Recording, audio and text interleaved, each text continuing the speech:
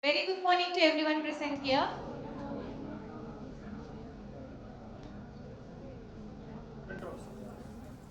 I kindly request everyone to occupy the front seats.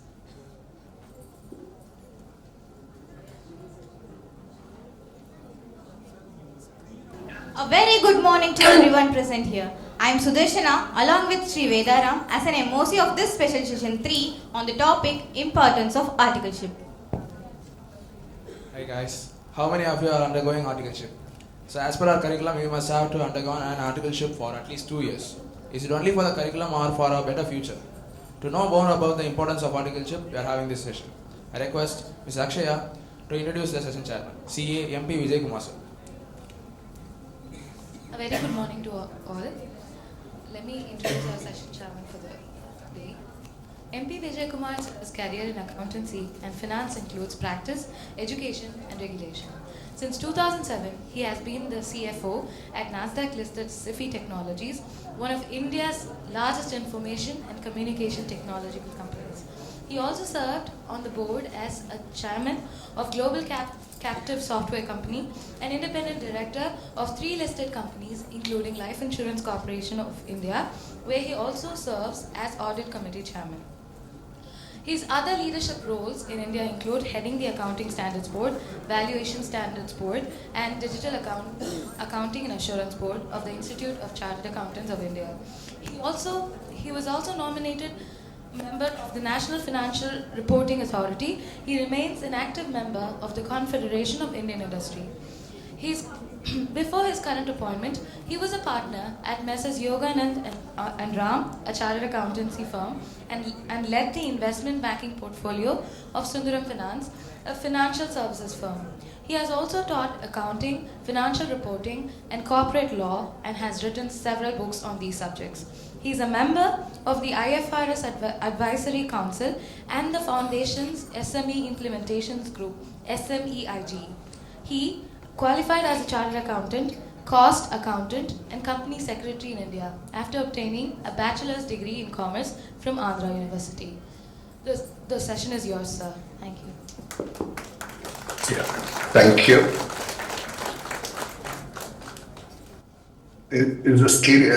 Is the sharing on? Yes sir, it's fine.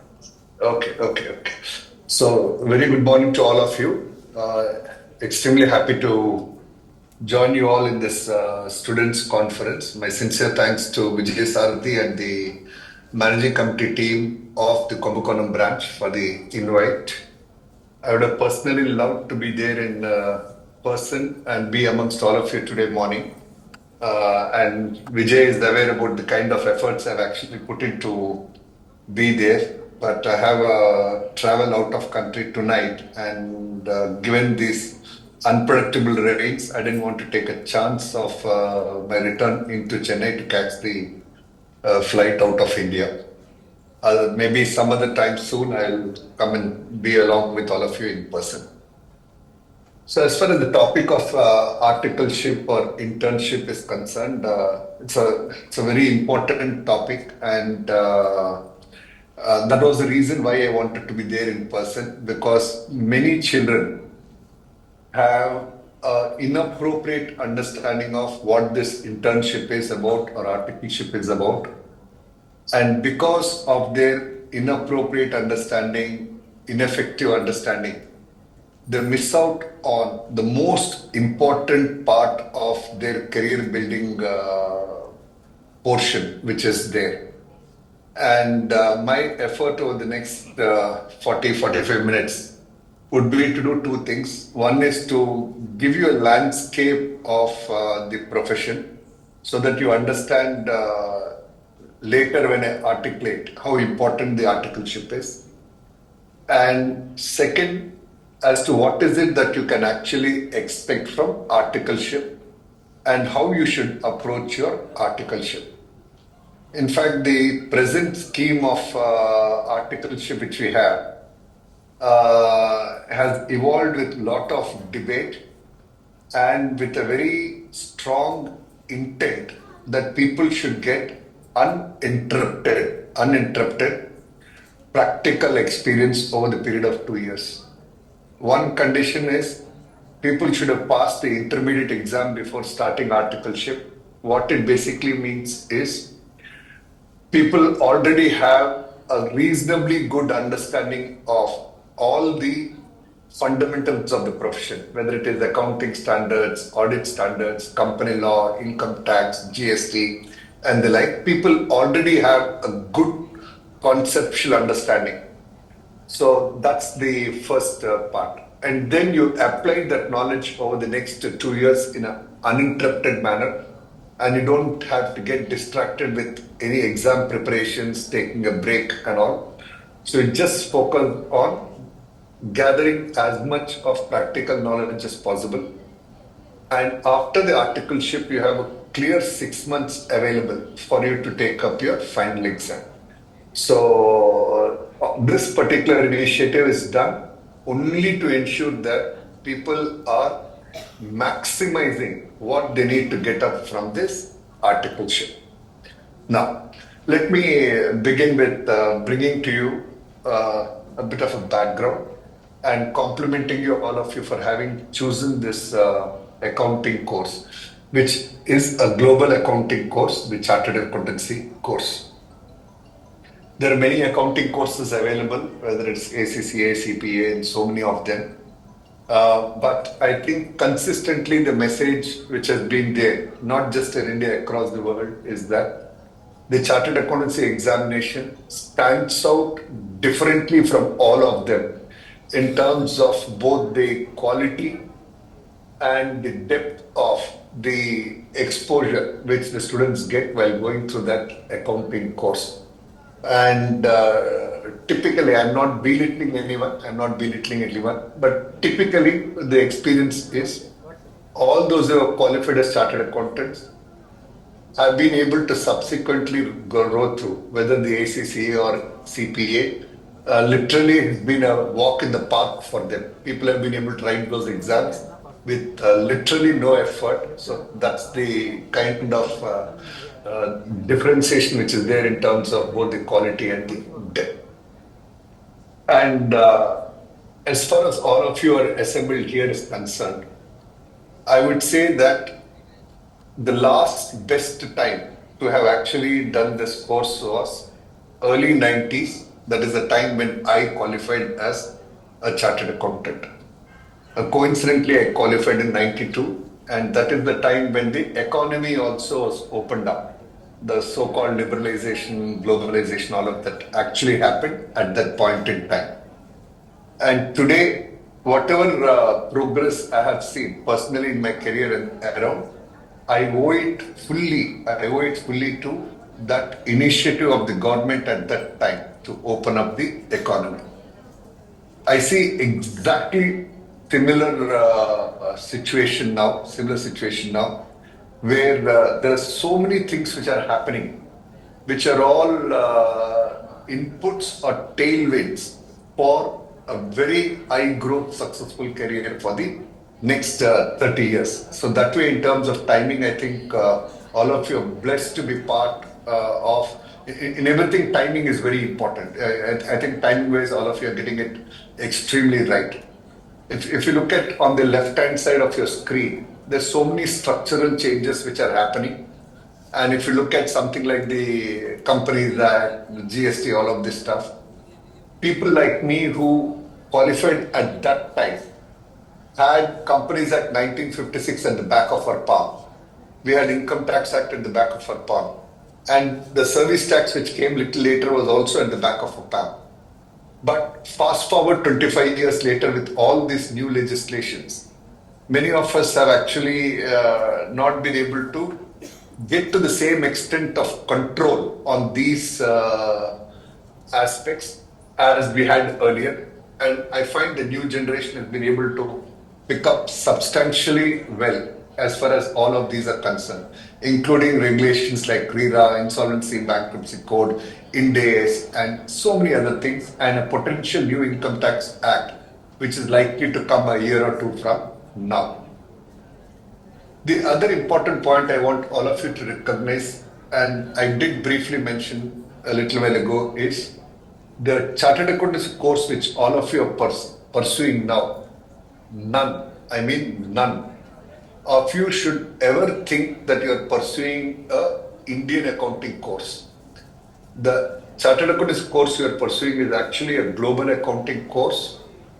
The Chartered Accountants of the Institute of Chartered Accountants of India have had career opportunities all over the world. They have had every geography, every part of the world. The Chartered Accountants from India have been recognized, and they have been recognized much more than the other accounting qualifications which are there. And I'm sharing this from my own experience. Some of you may not be aware fully, but for example, the standard setting, the accounting standard setting, we have the global body, which is the International Accounting Standards Board. I have been part of that board activities for the last 9 years, and as an individual member for the last 4 years. So, as far as the Chartered Accountancy course is concerned, its recognition is just global, and with all the mutual recognition agreements which are there, once you qualify as a chartered accountant from ICAI, you write one paper, two papers, and you get a qualification of ICAEW, Institute of Chartered Accountants of England and Wales. You write another one paper or so, you get an Australian CA qualification. So like that, those are those MRS which are available. So by the time you are 23, 24, you would have had at least 3-4 global accounting qualifications which you can add to your profile. And if you look at the standards like Ind AS, it is nothing but a Control C, Control V of IFRS. The same with the standards of auditing, same with Code of Ethics, which means if you are qualifying as a chartered accountant here and you start your career next month in Singapore, next month in Australia, next month in London, the accounting standard is exactly the same, including the paragraph numbering, language, everything is same. Instead of calling it Ind AS 1, you call it IAS 1. So that's the only difference. Similarly, instead of calling SA 200, SA 500, SA 600, you call it as ISA 600, you call it as ISA 700, you call it as ISA 701. But otherwise, those reports, for example, the audit report which you give in SA 700 and the audit report in ISA 700 is exactly the same. Paragraph to paragraph, it's the same. Same with SA 701, same with SA 705. So whatever you are studying today and you are applying during your 2 years of articleship is not just for the domestic environment, it's for the global environment as a whole. The same applies with Code of Ethics as well. Our Code of Ethics and the International Code of Ethics are again the same. And then there are so many other changes which actually make the world smaller in terms of technology and things like that, which all of you are quite familiar. Now, this is a quote which I love a lot, and when I come to the last slide, and for you to think that this is the last slide is when I'll come back to this slide. I'm sure all of you always have this experience which you would have gone through. Where individually you and I, every day we get up, every day before we hit the bed, we always judge ourselves by what we are capable of achieving. We believe I can do this, I can do that, I am great, etc. and things. So you have that ability with you. But extremely important to understand that man is a social animal. We are all social people. Ultimately, each of you sitting here, have this internal aspiration which you might explicitly put out or carry it internally as to how others are seeing you. Always you want to see how others are seeing you. Whether it is the way you dress up, the way you conduct yourself, the way you achieve certain things. You always look at how others are looking at us. So extremely important for each of you to recognize that the others, which is the entire society at large, whether it is your inner circle at home or extended inner circle, relatives, friends and all, or the world at large. Everybody will look at what you have achieved. They will not judge by what you're capable of achieving. For sake of empathizing, your parents who are very integral part of you will always try to motivate you by saying that you are capable of doing this, you are capable of doing this. But at some point in time, including themselves, everyone else will start measuring you only by what you have actually achieved. So it's extremely important for all of you to recognize that while you judge yourself by what you're capable of achieving, you need to understand that everyone else, including your closest inner circle, the extended inner circle, and the world at large, will only judge by what you have actually achieved. Now, a few points which I'd like to highlight using the opportunity to set the context for me to get to the articleship part is that joining CA is a decision which all of you need to own for yourself if you have to be a successful chartered accountant. Maybe due to lesser exposure during your 10th standard, 12th standard and all, maybe your parents have guided you or some relatives have guided you to join this particular course, which is fine. But as you get an understanding of this course, it's very important that you should feel that I am doing this course because I believe it's a great course. I believe it gives me the right credentials to achieve the dreams which I have for myself. That particular ownership of your decision is very, very important. You should never do it because I think my parents want me to do, somebody else wants me to do, I don't know what to do, and hence I'm doing this. That will not take you anywhere. And for you to be a successful chartered accountant and achieve what you are intending to achieve, it's important for you to own the decision. The second very important thing is you should not have any inhibitions that you are coming from a small town or having lesser exposure. In fact, this is something which I come across very, very frequently. I've been a teacher for a little over 20 years, and every day morning I started my journey seeing 1,500 bright children like you, all of my 20 years of my teaching. And many occasions I come across situations where people from other than metros have this impression that I come from a smaller town, I have lesser exposure, how will I be able to scale in my career and things to that. Let me tell you, this course is exactly the same irrespective of which town you come from. And today, if you look at most of the successful chartered accountants, even a place like Chennai, almost all of them have the roots in a tier 2, tier 3 town. And in fact, coincidentally, Chennai is a chartered accountant market which is dominated largely by the chartered accountants who have the roots from Kumbakonam. Almost if you name the top 10, I'm sure 7 out of 10 will have roots in Kumbakonam. Either immediate they would have studied there or the previous generation would have been from there. And if you look at it, not just in education, if you look at it in other professions, including sports and all, I think the place you come from is no longer relevant. You had somebody like Dhoni coming from Ranchi, and if you look at most of them are coming from smaller towns and making it pretty big. And I don't think any of you should carry any inhibition in this digital era. Nothing distinguishes somebody from one place to other, whether somebody is from US or from India or from a tier 2, tier 3 town. It just doesn't matter because all of us have access, same level of access to the information which is there. There's no differentiation in the access which all of us have, and even in terms of the opportunities which are there. Like for example, sitting in Kumbakonam, I can still do a Harvard online MBA. I can do a Wharton online MBA. All of this I can do. Nothing is stopping me from doing. Somebody from Bombay can do, somebody from Kumbakonam can also do. There's no difference whatsoever. Nothing is going to stop you from doing it. The next important thing which I'd like to say is regarding communication. While all of us understand mother tongue is very important, we love our mother tongue, all of that is fine. I think a couple of hard realities in life that the education material, the content for learning is largely available only in English. And in a country which is so diverse, if there is one language which can help us interact with people across, within the country and outside the country, it is English.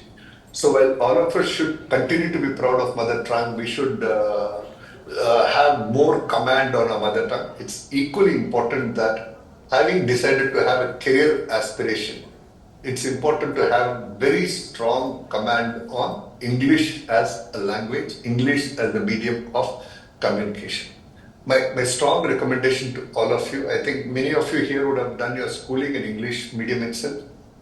Some of you probably would have done early schooling or even up to late schooling in a Tamil medium, but it should not prevent you from building the skill set of language. Language can be learned in any time of your life.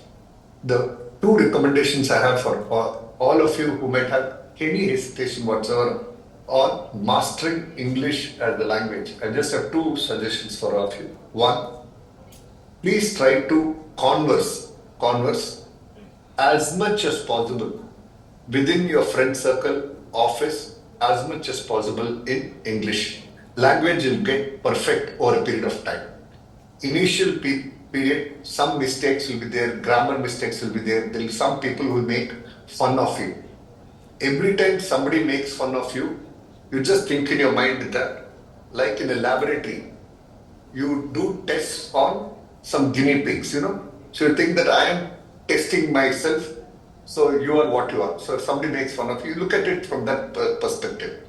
So your goal should not be shaken by how others are seeing it. Your goal is simply, I want to improve language. And how do I improve language? Not by watching English movies, not by reading a book and all. You'll improve language only by speaking. For example, if you take a 1-year-old child, neighbor's house, your relative's house, 1-year-old child, 2 years old child, how does the child pick up language? The child picks up language only by speaking, So speaking is the only way you can build a knowledge of language and mastery over that language. So do not hesitate every forum or every opportunity you get to speak as much in English as possible. And over time, you will start perfecting it and get complete control. It's important. It's important because if you don't have that mastery, many times what happens is when you read a content which is in English, you tend to translate into your local language, then understand it. And when you want to write it back or communicate back, you retrieve it from local language, translate it to English, and then communicate. It takes that extra time and effort, and there could be some gaps in that process. You are creating more mechanical parts in that process. So it's important that having decided to pursue a course, which is a global accounting course, you should develop that control on the language. And respect your mother tongue, learn mother tongue, enjoy mother tongue, have full control. But on English, have exactly similar kind of command, which is extremely important. The other point which I'd like you all to appreciate is, as far as chartered accountancy course is concerned, many of them have this impression or understanding that this is only my first attempt. I'm writing this exam only as my first attempt. The pass percentage is only so much and things like that.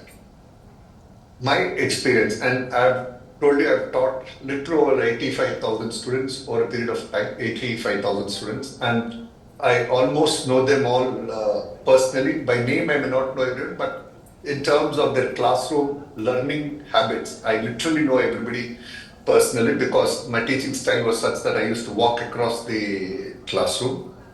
And I can share with you that till the time I completed my teaching career, I have never come across a single instance. I've never come across a single instance where I thought a student will pass but has not passed. I've never come across that situation. If I've thought this child is going to pass, the child has passed. I've never had situation. And this pass percentage is, in my experience, 100%. Just like you're almost like a 12th standard. Here also the pass percentage is actually 100%. If somebody tells you pass percentage is 7, 8, 12, 14, 20 and all, it's a lie. It's a lie. That percentage is a lie like any statistics. I don't know how many of you can recall your statistics books. The first paragraph, first line in a statistics book normally says lies, damn lies, then comes statistics. Now, in the case of this course, what happens is there are many students who apply for the exam just for the sake of it. There are students who are ready for one group, but they apply for both groups. There are some students who are half prepared, but they say, okay, let me give a shot, let me write it. So if I filter out all of the students and zero in on the students who have actually applied for the exam on the strength of their preparation, that number of students will only be 20 and all the 20 would have passed. All the 20 would have passed, and that's how the 100% works. So you need to eliminate all of the non-serious candidates. You need to remove all of them to calculate your statistics. And if you look at around itself you'll experience that. And if you look at why a student is writing the second attempt, why a student writing third attempt, why would somebody write a second or third attempt? Because that child knows that previous attempt I did not prepare well and hence I did not crack. If the child was thinking that it is like climbing the Himalayas, I'm an asthma patient, I can't climb, he or she will not write the second attempt. If he or she is writing the second or third attempt, it means the child knows the earlier attempts. The earlier attempts, they have not prepared well. So those things and all should be eliminated. Most of us generally try to take examples in this course, sadly, by looking at that profile of students. Whereas your example should actually be the student who wrote the first attempt, cleared the first attempt and moved on. It is those set of students who should actually follow through. But the mere statistics that 80% of the students are in the first category are the students who you start looking at periodically and start getting influenced by that 80%. Whereas it's the 20% who have just moved on is the critical number. So just realize that like every examination, your 10th standard was only one attempt, 12th was one attempt, BCom was one attempt, your CA is also only one attempt. There's nothing called a second attempt. It's just one exam and you just finished it. If you approach your 12th, which is the most serious exam in your life, thinking that you will pass and you pass, you have to have exactly the same attitude for this examination as well. And lastly, internship, which is the beauty of the course, on which I'll spend time a little later. I told you in terms of career opportunities, it's global.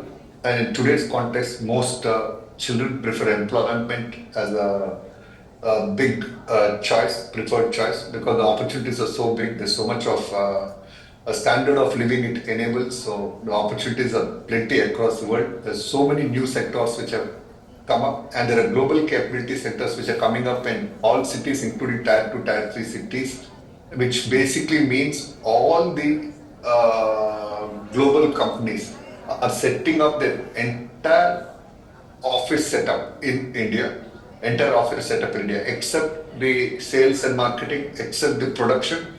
Everything else is actually coming into India, and those GCCs are increasing in large quantities and big pace now. So all of those are opportunities for you. And the beauty of this course is you can, as you understand the profession more and at relevant point in time, you can move across sectors, across functions. You can decide to be in forensic, you can decide to be in systems audit, you can decide to be in treasury, you can decide to be in equity research, you can decide to be in accounting, you can decide in audit, you can decide to be in management, you can decide insurance. Actually, so many opportunities are there. So this is not a course which actually limits you to something. It actually gives you the opportunity as you explore your career. You can decide which one I want to do. Now I've hit the age of 25, I think I know the world a little better, I think I can do this. Now I've come to 30, I think my interests are largely in this sector, let me move there. So that kind of a sector agnostic approach is something which is possible. I'll just give a very simple example. I started my career in investment banking, equity research. Then I moved into practice, and now I'm part of an IT industry. And then now I'm an independent director in a few companies which include oil and gas industry, which includes automobile ancillary, which includes fast moving consumer good, which includes another entity, which includes a regulated business like the securities market. So it gives you the breadth of knowledge for you to understand multiple sectors, multiple roles. That's the kind of opportunity this course actually gives, and jobs and markets that know boundaries at all. Now, couple of other points you should keep in mind. I'm sharing all this because all of this is relevant for your articleship, and I'll link it for you. I'll link it for you a few minutes from now. As far as the ecosystem now is concerned, in terms of work, gone are the days where 9 to 5, it's all about 24 cross 7. Like it, don't like it, we can keep debating on this. But I see the youngsters who are extremely hungry to succeed. They're not willing to wait for 15 years. Like their father would have become GM of a company or a factory at the age of 50. I don't think a current generation child is willing to wait up to the age of 50 to become a GM or a vice president. By 30, they want to be a vice president. By 35, they want to be a CEO. By 40, they want to have an entrepreneurship, try something on their own. So it's changed all over, actually, all over. So if you want to be part of that ecosystem, you need to build your capabilities to be part of that ecosystem. You can't say that I will build my stamina, my physical stamina, mental stamina, emotional stamina to work 7-8 hours. I need to build my physical stamina, mental stamina, emotional stamina to handle a 24 cross 7 kind of a situation. And please note, when you say 24 cross 7, it doesn't mean that I work all 365 days like this. There are periods of break, sabbaticals, all of those things are there. You learn all of those as you get on in your life. The bottom line you have to understand is that it's no longer the days like 20 years back when people used to go to office in the morning, come back in the evening. Those days have completely changed. And if you want to stay relevant, in fact, I recall US 10, 15 years back, people will not pick up a business call if you do on a Saturday. They will not pick up. They'll just refuse to pick up. But today, on a Saturday, if you call to US, they pick up the calls. It's changed. The fabric has changed because they're realizing that other economies are working differently and they can't work the way we have done in the past. The things have changed. And then gray hair versus gray cells. Now, I just told a little while ago, earlier somebody had to be 40 plus, 50 plus to say that he's a tax expert.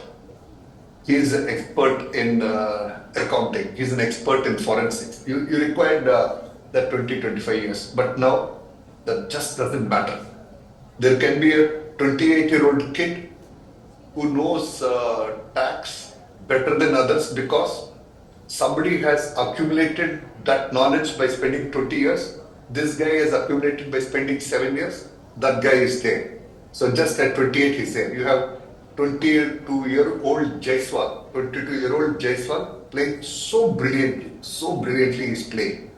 And today it just doesn't matter that you require a 32-year-old or 35-year-old guy come and stand up to understand those pictures and how the pitch changes, the wind direction changes and things like that. There's a 22-year-old guy who is demonstrating. So today organizations, clients, they are not saying that no, this is a 30-year-old firm, I'll go after them and get guidance. No, there's a 4-year experience, there's a 7-year experience, and he's demonstrated he knows the subject well. Just move on there. So it's no longer about how many years of experience you have gained. It's about how much of experience you have gained within whatever time and how strong you are on the subject which you are doing. And it's equally important to build what is called as the soft skills. People have told you the institute also has courses around soft skills and all. But please note, all of these are what you have to pick up in your articleship. All of these soft skills, you can't go and pick up in your first job, you have to pick it up during your articleship. The same applies to all of the inputs points which I have mentioned. And then, era has also changed in terms of loyalty versus hopping. It was a generation where people used to work for an organization for 10 years, 15 years, 20 years. And always as employees, you are always under constant threat, you might be thrown out. But today's reality is the bosses keep worrying, will this guy be with me next month? Will this guy be with me 3 months from now? Will this guy be with me 6 months from now? So what I need to do, keep retain that particular guy. So that's an experience which the boss are going through. And you also within 3-4 years of a career will get to that position where you should be starting worrying to deal with how to deal with my colleagues, how do I retain them, how do I attract them and all. So those are skill sets again which you should start building now during your articleship so that when you're into industry, you are able to handle. See, tomorrow when you join industry, you are going to join as assistant manager, deputy manager, whatever designation. And please note on right from day one, You will have a team of 3 people, 5 people, 7 people. Whether it is on financial reporting or audit or taxation, there will be 3, 4, 5 people. So you should understand that the ability to handle those employees is a skill set you need to build, and that's during articleship. And the learning doesn't stop. I think what you should learn during this student stage and articleship is the skill set to learn. What it's not about. I finished. I studied auditing. I can forget. I finished accounting standard. I can forget. No. Like for example, some of you might feel I will go into investment banking. I will go into insurance. I will go into forensic. Why should I bother about taxation? You should bother because 15 years from your career after you start, you will become CFO. You can't say I don't know tax. You will become an audit committee chairman. You can't say I don't know tax. So it is very important that some areas you build deep expertise, other areas you still are staying relevant and updated.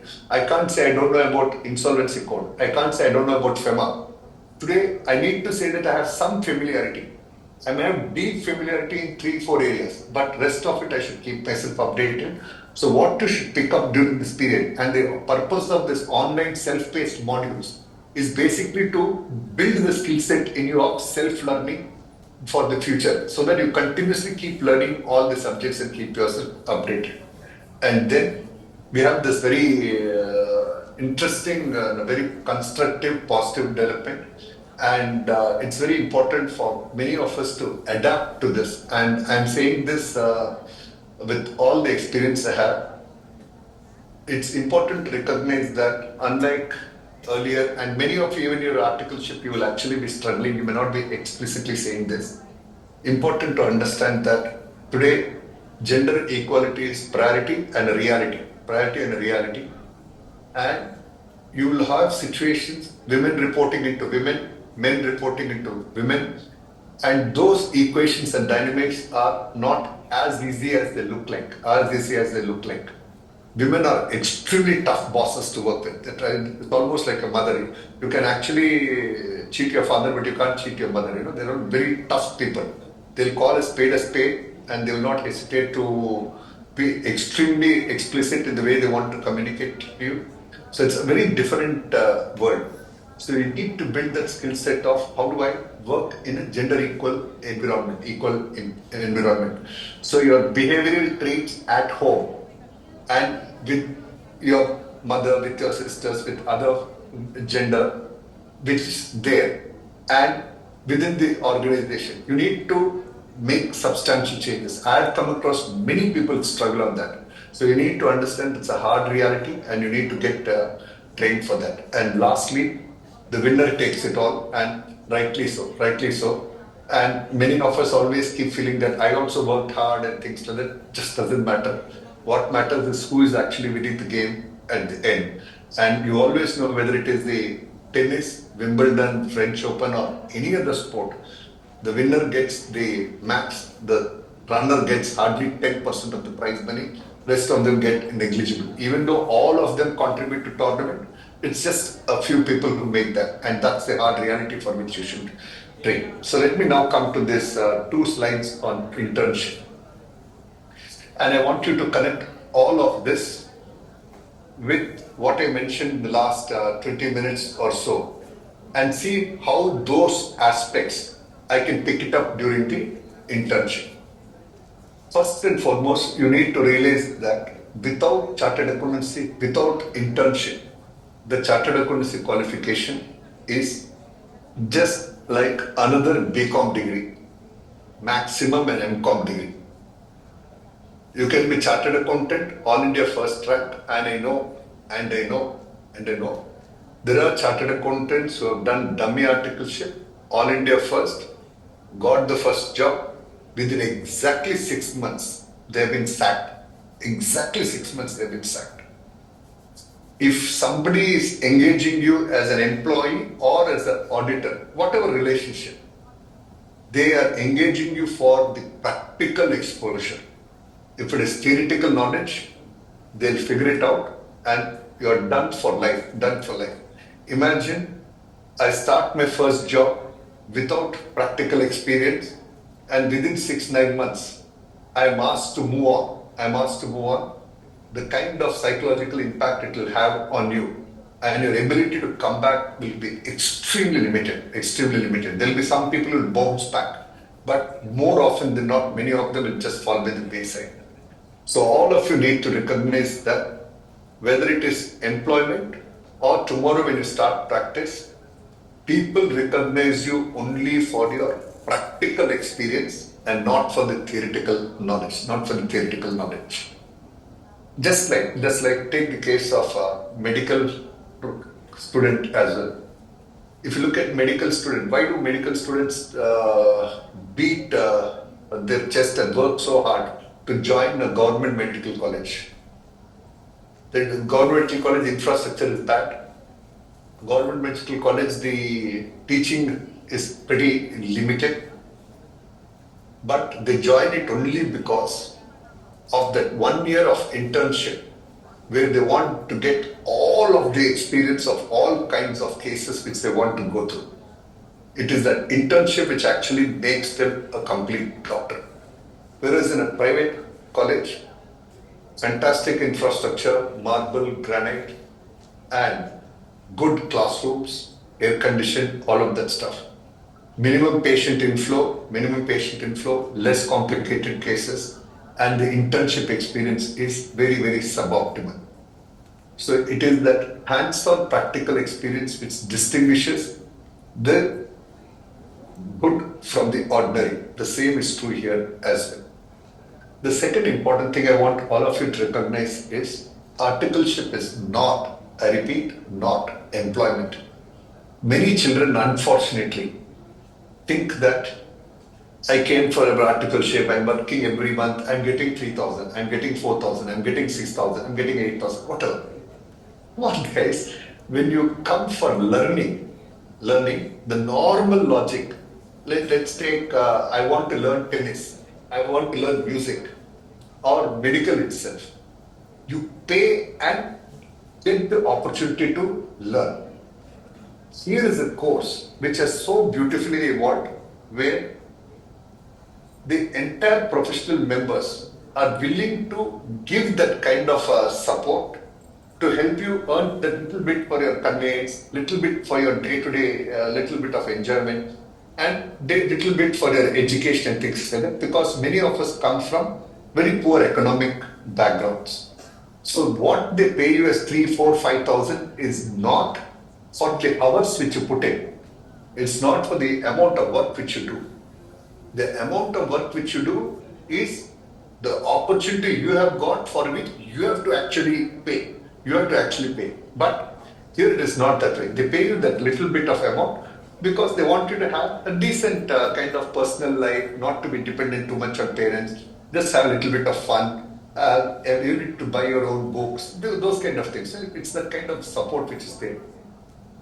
Never even remotely think articleship is employment. The day you have that in your mindset, think that you will never gain anything in your articleship. You never learn anything in your articleship. Articleship is, I want to get practical exposure. And there's a huge difference between what is there in the textbook and what is there in the compliance. Your textbook will have some forms, but in practice, the way the forms will be filled up and the difficulties you go through. Take, for example, MCA portal. When you file the forms in the portal, look at the kind of pains you go through. I don't think any textbook teaches you that. The process of raising trouble tickets, following on the trouble tickets. I don't think any of the textbooks will talk to you about those things. But that's hard learning which you do. And if some of you thought those learning is, what is there in raising a trouble ticket, what am I learning? You'll realize the value of it when you come to the leadership roles later. Because at that time, your ability to plan for all these contingencies and get your work done is what will make a difference. Unless you have the practical experience, you will never be able to plan for all of these potential contingencies which are there. Bottom line, never think of articleship as employment. You should have the right expectation of what you need to get. Now, in articleship, what do I learn? Please note, in articleship, you don't, I'm repeating, you don't learn tax. you don't learn accounting, you don't learn audit. All of these subjects, you get a minimum view of that how that accounting happens, minimum view of company law, minimum view of the taxation and all. Those subjects are ocean. Some of us have spent a lifetime and we still feel there's still so much to catch up, still feel so much to catch up. Then what is it that I actually learned in that articleship period? What you learn in that articleship period is business. What you learn is business. I learned for the 4, 5, 7 clients for whom I'm spending time year 1 and year 2, both years. Those 2 years, I have done an audit of a textile company, a small automobile ancillary company, a small engineering company, a small retail company, a restaurant chain, whatever be the business. What you have learned over those 2 years, year 1 and then year 2, is how is that business run? Where do they source their material? How do they procure their material? How are the purchase prices determined? How do they recruit manpower? How do they retain manpower? How is the cost sheet work? How is the pricing done? How is the market determined? And how is the customer servicing taken care? All of those is what you actually learn. And please note, even somebody in a business school doesn't get the opportunity like a 21-year-old kid here who is sitting here to go directly into business, interact with the proprietor himself, the MD himself, or the next 2, 3 levels, and understand each of these aspects of business. When you're auditing the purchase function, you get a complete understanding. Auditing the sales function, you get a complete. So all of these is what you actually learn during that 2-year period. So your entire 2-year period should be dedicated for learning how all these businesses are taking place. How are entrepreneurs running these businesses? How are they building businesses? What mistakes they're doing? What right things they're doing? So you need to keep observing, and pick up those skill sets and learn the business. And having learned business, after 2-year period, you can choose entrepreneurship. And I would encourage, and I'll be extremely happy if all of you in this room today actually turn out to be entrepreneurs and not come for employment or come for practice. You have learned businesses.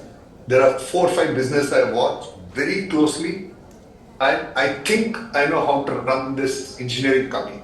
I think I know how to deal with this retail trading business. I think I have understood 2 years. Maybe 1 more year I'll spend later. I'll try to figure out a way to connect. I'll learn, and I will start on my own. Most likely when you want to start on your own, the entrepreneur who has seen you for 2 years, he will say that, look, you want to start this new factory. I also want to expand. Here is the capital. Here is my share of the capital. You go start it. Because he has seen you 2 years and you have gained his trust over the last 2 years. That's what your entire focus during the 2-year period should be there. And that's the model I've seen many of the article students actually make a great entrepreneurship career for themselves, and you should also explore that. During this 2-year period, you build the ability to communicating with your bosses, communicating with the government agencies, tax authorities, etc., communicating with your senior articles, communicating with your junior team members, communicating with the clients, junior team people, senior people. That entire art of communication is what you do. And in this articleship, what you also need to understand is a few other things. When you are doing an articleship, what you should understand in the back of mind is, I have an assured career. I have already done my intermediate. So minimum 6 to 9 lakh salary is guaranteed.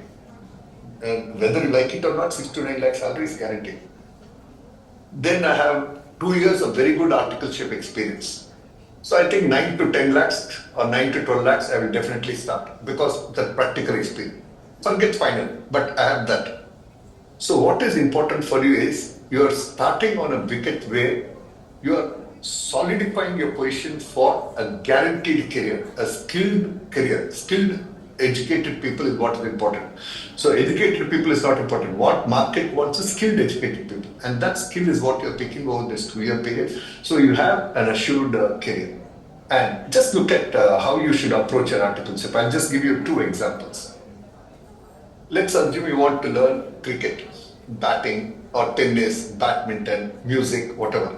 Typically, what you would do if the class time is, let's say, badminton class, the time is, let's say, evening 5 to 7. What you would do, you don't look at your clock and say 6:45, 6:55, 7. The natural behavior is, how can I continue my play up to 7:10, 7:15? And if possible, you try to work with the coach and the other people there and see, can I play extra 1 hour? Because you want to learn. Articleship, you need to have exactly the same attitude if you want to learn. You need to figure out ways in which how I can grab that extra 1 hour learning time, extra 2 hours learning time, extra 1 day learning time is what you need to pick up. Just like I want to get perfect in badminton, I seek that. I need to seek exactly the same thing here. If you don't do that, you are not picking it. You are wasting your 2 years of articleship. And what you should recognize is that in articleship, even if you're doing audit of a small private limited company, you're reading company law, you're applying company law, you're applying accounting standard, you're applying auditing standard, you're applying GST, applying income tax. All of this application knowledge is important for your CA final exam. Without hands-on articleship experience and application knowledge, CA final will be extremely difficult to crack. The moment you have good articleship experience, cracking is easy. For example, I have seen, all the students have seen, all children have done good articleship, including in large firms where they literally don't get time to breathe also. Those students actually pass it so very easily. They may not come in the top 10 ranks, 20 ranks because they're not bookworms, but they would have passed off very comfortably, 65-70%, they would have passed off very comfortably. And that hands-on practical experience with that first attempt pass is what gives them a great career. So what you should understand is that there's a very, very direct correlation between the CA final and the articleship which you do. And last but not the least, you should also recognize that the quality of work which you do in your articleship. For example, some children keep cribbing about this. My boss has asked me to go and take a photocopy there. My boss has asked me to organize some tea for the guests who have come. Those are all things which people have. But I just want to tell you, whether it is a medical internship or in industry or in banks when people join as probationer of internship, they've all done that. Now, I'll just give you a very simple example of how you should appreciate that. If you look at tennis, Roger Federer, Djokovic, and Nadal and all, I'm just dropping those names so that you can connect the game of tennis. If you notice there are those ball boys who just pick a ball, throw. Roger Federer was a ball boy. Nadal was a bad ball boy. Djokovic was a ball boy. What did they do as ball boys is, they're observing these players as to how they are conducting themselves, how they are handling the stress, how they are handling the umpire's responses, how they are handling their leg movement and things. And they're observing that. Now, in a photocopy example, I'll give you an example of photocopy itself. Let's say evening around 7 o'clock, your boss is preparing for tomorrow income tax case. Representation has to go. He quickly tells, go take a photocopy and come. So you go take a photocopy and come. Natural curiosity, you will see what is this document about. This is some case law. So when you see that case law relating to dissolvability of something, what you would normally say, I read the similar dissolvents in the last month student journal. So you go tell your boss that, boss, this one other judgment I have come across recently, will this be a fair? And you do a little bit of Googling. Your boss may not be so tech savvy, little bit of Googling to say for similar matter, these are 5 other case laws which are there. Prepare a short summary and leave it on boss table. Boss is very friendly, go and converse. Boss is a little rigid, just leave it on his table. And that's the one moment which can come in the 3rd month of articles, 9th month of articles, 15th month of articles. But that is that one moment where your acceptance will come. You don't know when that moment will come. But it is those moments you should wait for. So there's nothing like this work is a small work, big work and things. No, every work is for the firm. Everything is for the firm. Everything is for the success of the firm, for the client satisfaction and things like that. No matter who does, the dignity of labor remains. What you should see is, what is my learning opportunity in that? So I'm just going serving coffee. My boss says, two guests have come, office boy is not there. Why don't you just get coffee for us? So they go get coffee. The boss will himself introduce, or you introduce, saying that I'm so and so, and just introduce to the guest who is sitting there, who could be an entrepreneur. He'll be very excited about the energy you carry in your body and the humility with which you came in and handled it. Maybe that image will help you somewhere later. So every task you do is an opportunity. It's all about the kind of attitude which you carry yourself. And last but not the least, you should understand that none of the chartered accountants are under a legal obligation to give articleship. If I decide not to give articleship, nobody is going to punish me. But everybody internally have a teacher in them. Everybody wants to say that, okay, I have this knowledge which I've got it. I want to give it to somebody. I want to share it with somebody. So every chartered accountant, when they have articleship, they basically do it because they want to be supportive in terms of knowledge transfer and help a few people with that small stipend which matters to them. To whatever extent possible, they try to do it. So when you look at your principles, you need to realize is that they are not legally bound and they're actually doing you a favor. And once you start looking at things that way, the way you will enjoy articles is far different from the way many of us currently see. So these are a few points I thought I should share with you as far as you prepare for your articleship. And as I told you, concluding side, I want you all to recognize that the whole society which you want them to recognize you. Some of us are explicit about it, some are implicit. All of us want that bit of recognition. And for that, it's important that we work hard and achieve. So best wishes to all of you. And thank you, Vijay Sardi, for the opportunity to interact with the young minds today. And my apologies, I was not there in person today. I would love to be there. But I wish the best to all the children who are assembled there. Rajesh on the kind of front row.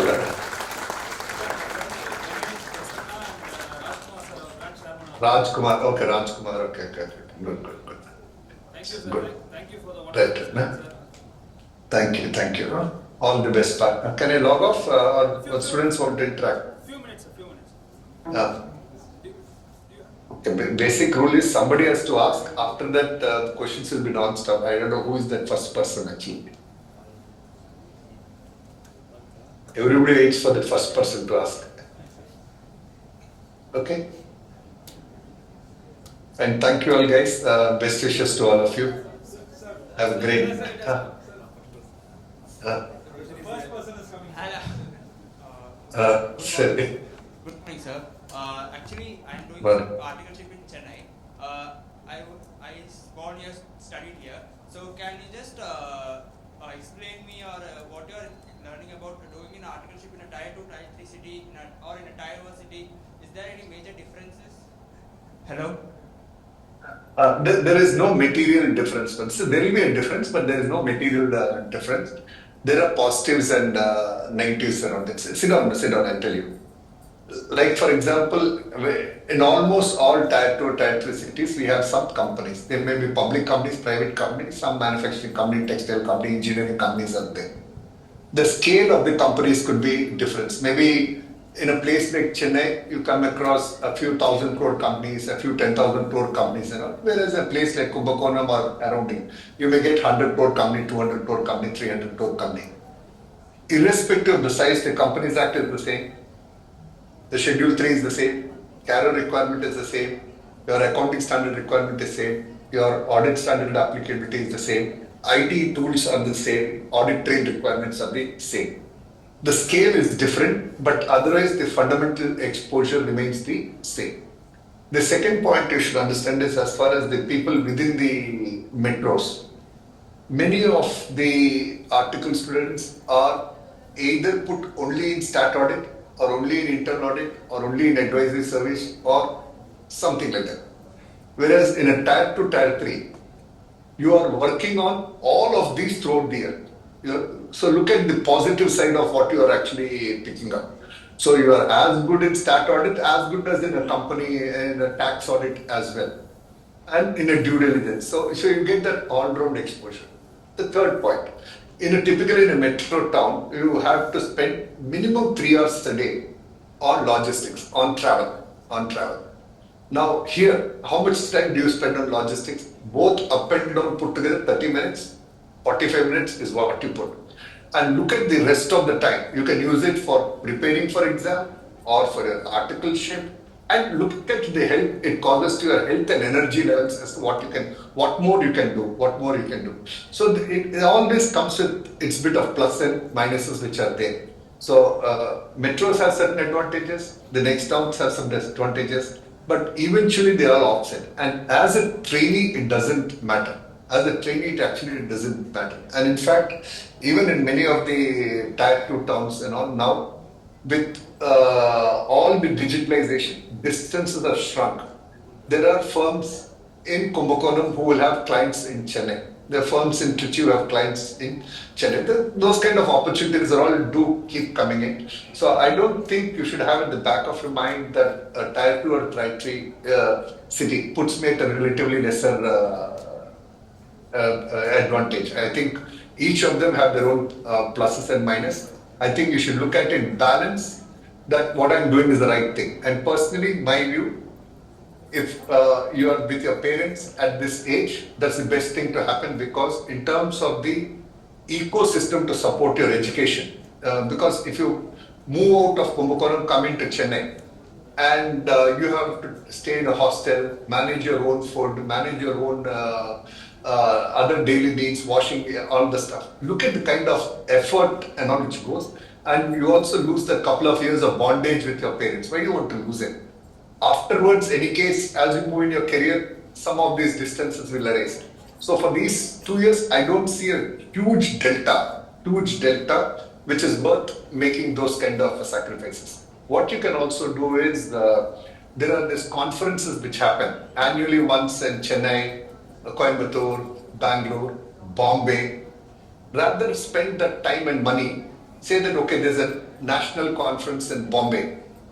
We 5 of us friends will just go chill out, attend those conference, understand what's happening and come back. It's a Geo Convention Center. That size and scale you have to see. Geo Convention Center, you have to see to believe what it is as a world class one. So let's 10 of our friends plan it, take a train, let's go together, book for a conference which is there, just attend that, come. So that way you still get benefit of that large city exposure. So you can spend, how much is it going to cost ultimately? Rather than coming to a metro and spending money, you might as well spend the same 10,000 rupees a year in visiting 3-4 cities along with your friends, have fun as well as learning as well as exposure. I think it's a way how you want to create your own solutions to the limitations which are there. On balance, do what is the best for you. Sir, my name is Rajeshri. Good morning, sir. Yes, good morning, sir. I have a Why did you not ask first? Why did you not be the first person to ask? Sir, now only I got my doubt, sir. How only you got your doubt? Okay, fine. I like that answer. Sir, Go ahead. Sir, the reduction of 1 year in articleship as of now, some of my seniors told that that 1 year reduction is actually not that much good because you lost your 1 year of experience. But some people say it is good that you have only 2 years, so the reduction in CA journey is actually of good. So what's your opinion on it? I want to know. Yeah. Okay, I want you to have a positive opinion about what you're doing now. Okay, what is correct, wrong is secondary. You should have a positive opinion on what you're doing. Now, the positive part of what you're doing now is, compared to the 3-year articleship earlier, what used to happen? The children used to join with one group pass also, they joined in articleship. Am I right? You should say yes. Yes, sir. Okay, so what they used to do, the second group, they will write every 6 months, they will keep writing. So they take a break of 1 month for preparation, 2 months for preparation, and during the articleship first 1 year, their entire mind is clogged on whether I can pass that other group or not. So they're not learning effectively that 1 year, they're in any case not learning. Okay? The second is, they write their CA final exam in the last 6 months of articleship, which means right from the second year, they start preparing for the final exam, attend classes here, there, take exam leave of 3 months and things like that. So net, the period of articleship they hardly did was 1.5 years. Whereas now, in the current scheme, you have joined articleship after passing what? Hello? Intermediate, which means you already have a good conceptual understanding of all the subjects, and inside you have a strong confidence that no matter what happens in future, I have a minimum career to start with. That confidence is there. You should say yes. Others can also say yes, sir.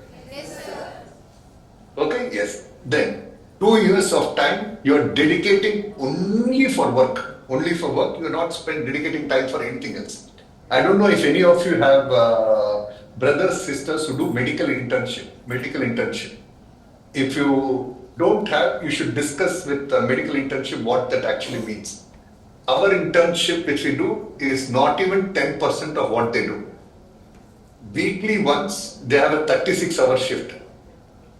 And for them, all 7 days they have to do internship. There's no break. Quarterly once, 1 day they will get. Each day our training for them is morning 8 to 8 or night 8 to 8.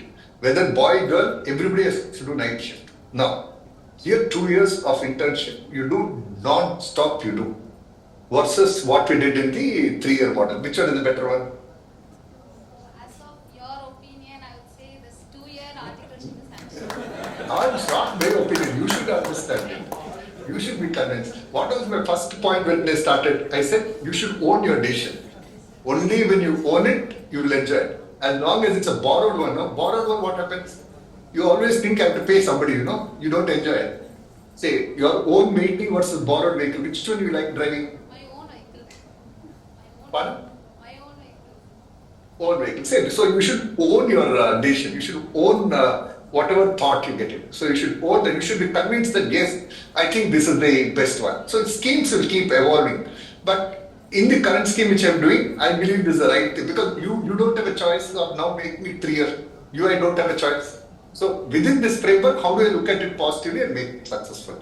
So 2 years non-stop. And when do you write your final exam? 6 months after the articleship is over, which means the articleship is smoothly over. You get solid 6 months of preparation time. Sit calmly, prepare for final. Nobody will disturb you, and you can write it. Now, compare this with the 3-year. Limited learning, continuously writing exam after exam, getting through different experiences, all that kind of stuff versus this model. Which one is the better model? Not as per me, as per you. Okay, sir. As of the advice that I got from you, so now consider.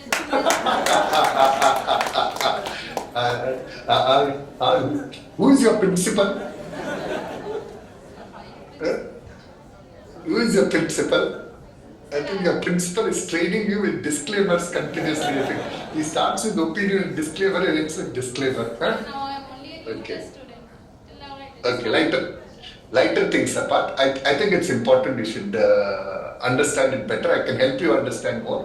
But whatever environment we are in, we should believe that's the best which is available to us. If you keep doubting, and this will keep happening throughout your life. Tomorrow when you start your career, the people will tell that, okay, maybe that sector is better. That organization better. You always go through. But what is important for you is, given what you have, how do I consider it as the best available and then keep moving forward? I think that psychology is extremely important, and that applies to both work life as well as personal life, because we should never be questioning about the ecosystem we are in. We should believe the ecosystem we are in is what is best for us, and from there we should see how we can constructively take it forward. Now can I have your answer? What's your name? Said Sarashini. What's your name? You said? Yes, sir. I agree that 2-year articleship is better. You should tell me your name once again. Rajeshri, sir. Rajesh. Rajeshri. Okay, that's such a wonderful name. Wonderful name. Good. God bless you. Thank you, sir. God bless. How about your friends? What are they telling? They are telling 2 years or 3 years. All the friends are sitting in the hall. Sir, everyone support the 2-year system. All of them are telling 2 years is the best. Sir, you can't be able to see my face, so I just will. No, you can see the figures. You can see. Okay. Good. Sir, now good. Good. I can see you now. I can see you now. I can see you now. Okay. Good. I said 2 years articleship is the best, I said. Okay, good. Good. Have a great day and a great career. Thank you, sir. Good, good. God bless you. Thank you, sir. Thank you very much.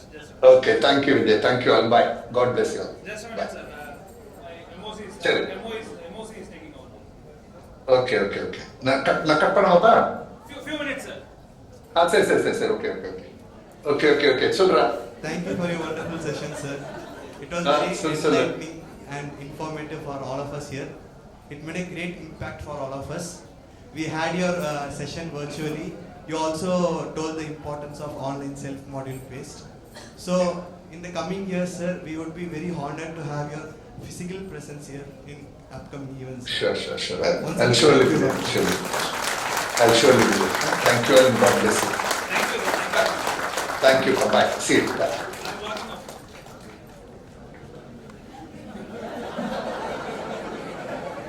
A very good morning to everyone present here. I am Jnana Soundarya along with Rajashri as MOC of this special session 4 on the topic of challenge accepted. Accepting challenges knows no boundaries of age, as the willingness to grow and overcome obstacles is a mindset, not a matter of time. Whether young or older, the courage to embrace new experience and push beyond the one's comfort zone can lead to special and professional growth at the stage of life. I request the student moderator Ms. Kavya to escort the session chairman C. Shandip Sabhabati sir to the dais and to give an introduction about him.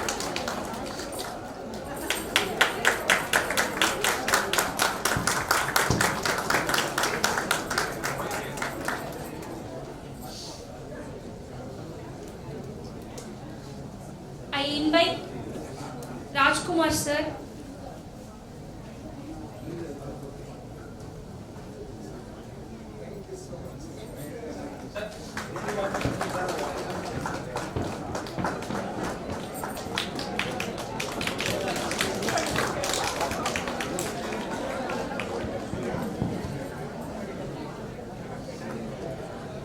Good morning everyone. I am Kavya, here to introduce CAP Shandip Shababadi sir. He is a chartered accountant by qualification, a farmer by vocation, and a speaker by passion. He has sat with the broken, healed the wounded, inspired people towards greatness. And these he considers his true accomplishments. He spent his formative years in Good Shepherd International School, Ooty, and his academic credentials include Bachelor's of Commerce from PSG College of Arts and Science, Masters in Applied Psychology from Bharatiyar University, and a specialization in Positive Psychology from the University of Pennsylvania. He has contested and won numerous speech contests conducted by Toastmasters International. He runs a mentoring program for CA students that has produced innumerable success stories, including 2 All India ranks. He is also a co-opted member of the ICITSS and AICITSS Coordination Committee of SIRC of ICAI. He has addressed over 1 lakh people in the last decade and has trained executives of various organizations like Ford India Limited, HDFC Limited, Millicran Mole Masters, Annamalai's Toyota, Paragon, etc. His ability to draw parallels from psychology and Eastern philosophy, to weave in humor, and to impart profound life lessons by way of interesting stories make him a sought-after speaker equally in the arena of academia and industry. His TEDx talks on finding and sustaining happiness is a perfect testimony to his passion, purpose, and speaking prowess.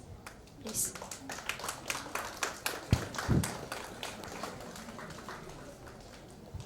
Good morning. Good morning. Okay, thank you so much. My most respected chartered accountants, my dear student friends, here to talk to you about challenge accepted. What is the challenge that I have accepted and what is the challenge that you are going to accept? மகாகவி பாரதியார் வாழ்ந்த காலத்துல எட்டயபுரத்துக்கு புதுசா ஒரு circus troupe வந்துச்சான். ஒரு circus troupe. They keep going to village after village, city after city to put up their circus show. That morning என்னைக்கும் விட ரொம்ப சந்தோஷமா பாரதியார் ரெடி ஆயிட்டு இருந்தாராம். நான் பாரதியார் இருக்க வேண்டியதை விட ஜாஸ்தியா சந்தோஷமா இருந்தா அவர் ஒய்ஃப் செல்லம்மாளுக்கு அப்படியே பிபி மெதுவா ஏற ஆரம்பிக்குமா. ஏன்னா தலைவர் ஏதோ பஞ்சாயத்து இன்னைக்கு கொண்டு வருவாரு அப்படிங்கிறது it was the established norm. So Chellammal was worked up. Bharathi walked out of the house with so much happiness, one bounce on his step, singing a song, humming his song, and she told the children, I will go and see what he is up to, take care of the house, and she ran. Just as she thought, he went straight to that ground where the circus troupe was staying, went and fought with that guy who was guarding the lion's cage. போய் இந்த கேட்டை இப்போ தர was his command, not request. That guy was shocked. The trained lion தான் இருந்தாலும் danger. Why do you want to do that? And he said, காட்டோட ராஜா என் ஊருக்கு வந்திருக்கிறான், பாட்டோட ராஜா போய் வரவேற்றாதானே சிறப்பா இருக்கும். No, that guy tried convincing, சாமி வேண்டாம் இது risk. And then he said, கேட்டை நீ திறக்கிறையா இல்லை உன்னை நான் உள்ள போடட்டுமா. Then he had two choices, my life or his life. He decided my life is more important. He let Bharadiyar inside. Now Bharadiyar walked in, he hugged the lion, left and right he was moving the lion and he was talking something to the lion animatedly. By then Chellammal had reached. Chellammal was kneeling down, tears in her eyes, she was praying.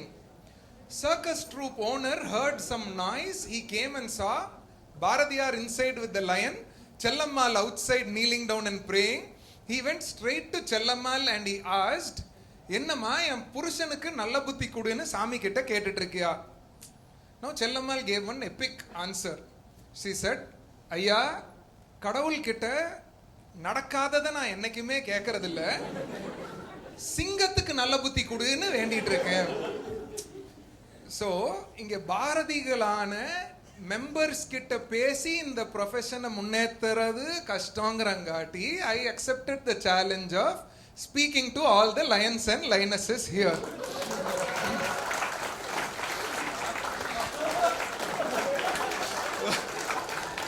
So that is my challenge. What is your challenge? Hello. Huh? Principal முடிக்கிறதா CA முடிக்கிறதா? What is your challenge? இல்ல according to your opinion அப்படி. Yes, what is your challenge? Hello. What is your challenge? CA முடிக்கிறதா? Okay. I'll tell you what your challenge is. In the year 2009, January 7th, one email shook our country. An email sent by a man named Ramalinga Raju, where he said the accounts that I had submitted to the shareholders, to the stock exchanges, is forged. Not 100 crore scam, not 500 crores difference, thousands of crores difference.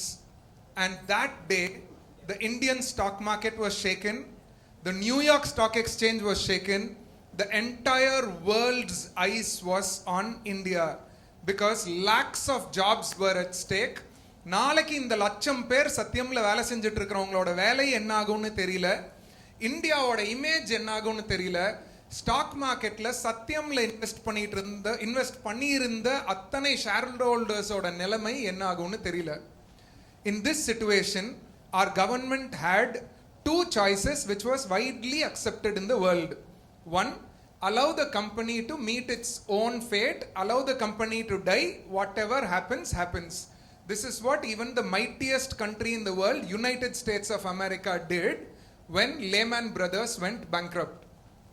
Second choice, taxpayers oda money எடுத்து அந்த கம்பெனிக்கு pump பண்ணி அந்த கம்பெனியை காப்பாத்துறது.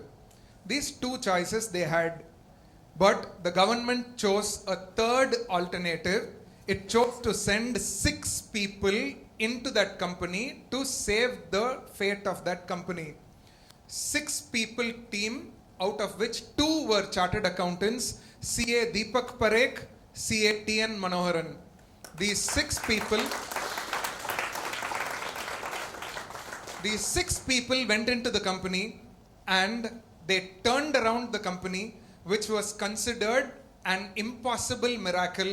And guess how long they took to turn around the company? Not 5 years, not 3 years, not 2 years. They turned it around in 100 days. 100 days. 2 chartered accountants with 4 other people turned around a company in 100 days and they saved 100,000 jobs. Now this is the challenge before you, not qualifying CA, but using that CA to transform the world. One man spoke to you through this screen in the session before me. I was one of that, some 5-digit figure students he said he has handled, I was one among those students. And in the year 2012, one huge company, one of the biggest companies in India had a campus interview in Chennai. HR people from Mumbai had flown down. Pala questions ஒரு candidate கிட்டையும் கேட்டாங்க. அதுல ஒரு common question இப்ப இருந்து 10 வருஷத்துல நீ என்னவா இருப்பேன்னு நினைக்கிற, என்னவா இருக்கணும்னு நீ நினைக்கிற. And in different words they asked the same question to close to 30 candidates. 30th candidate was my friend. Okay, my friend, now he is working in HDFC Chennai. That friend walked in. He gave this answer: 30 years from now I want to be MPV sir. Interviewer got irritated. He said, காலையிலிருந்து 30 பேர்த்துக்கிட்ட இந்த கேள்வி கேட்டிருக்கிறேன், 30 பேரும் ஒன்னு சொன்னாப்ல ஒரே பேரை சொல்றாங்க, MPV. Now this is the challenge before you.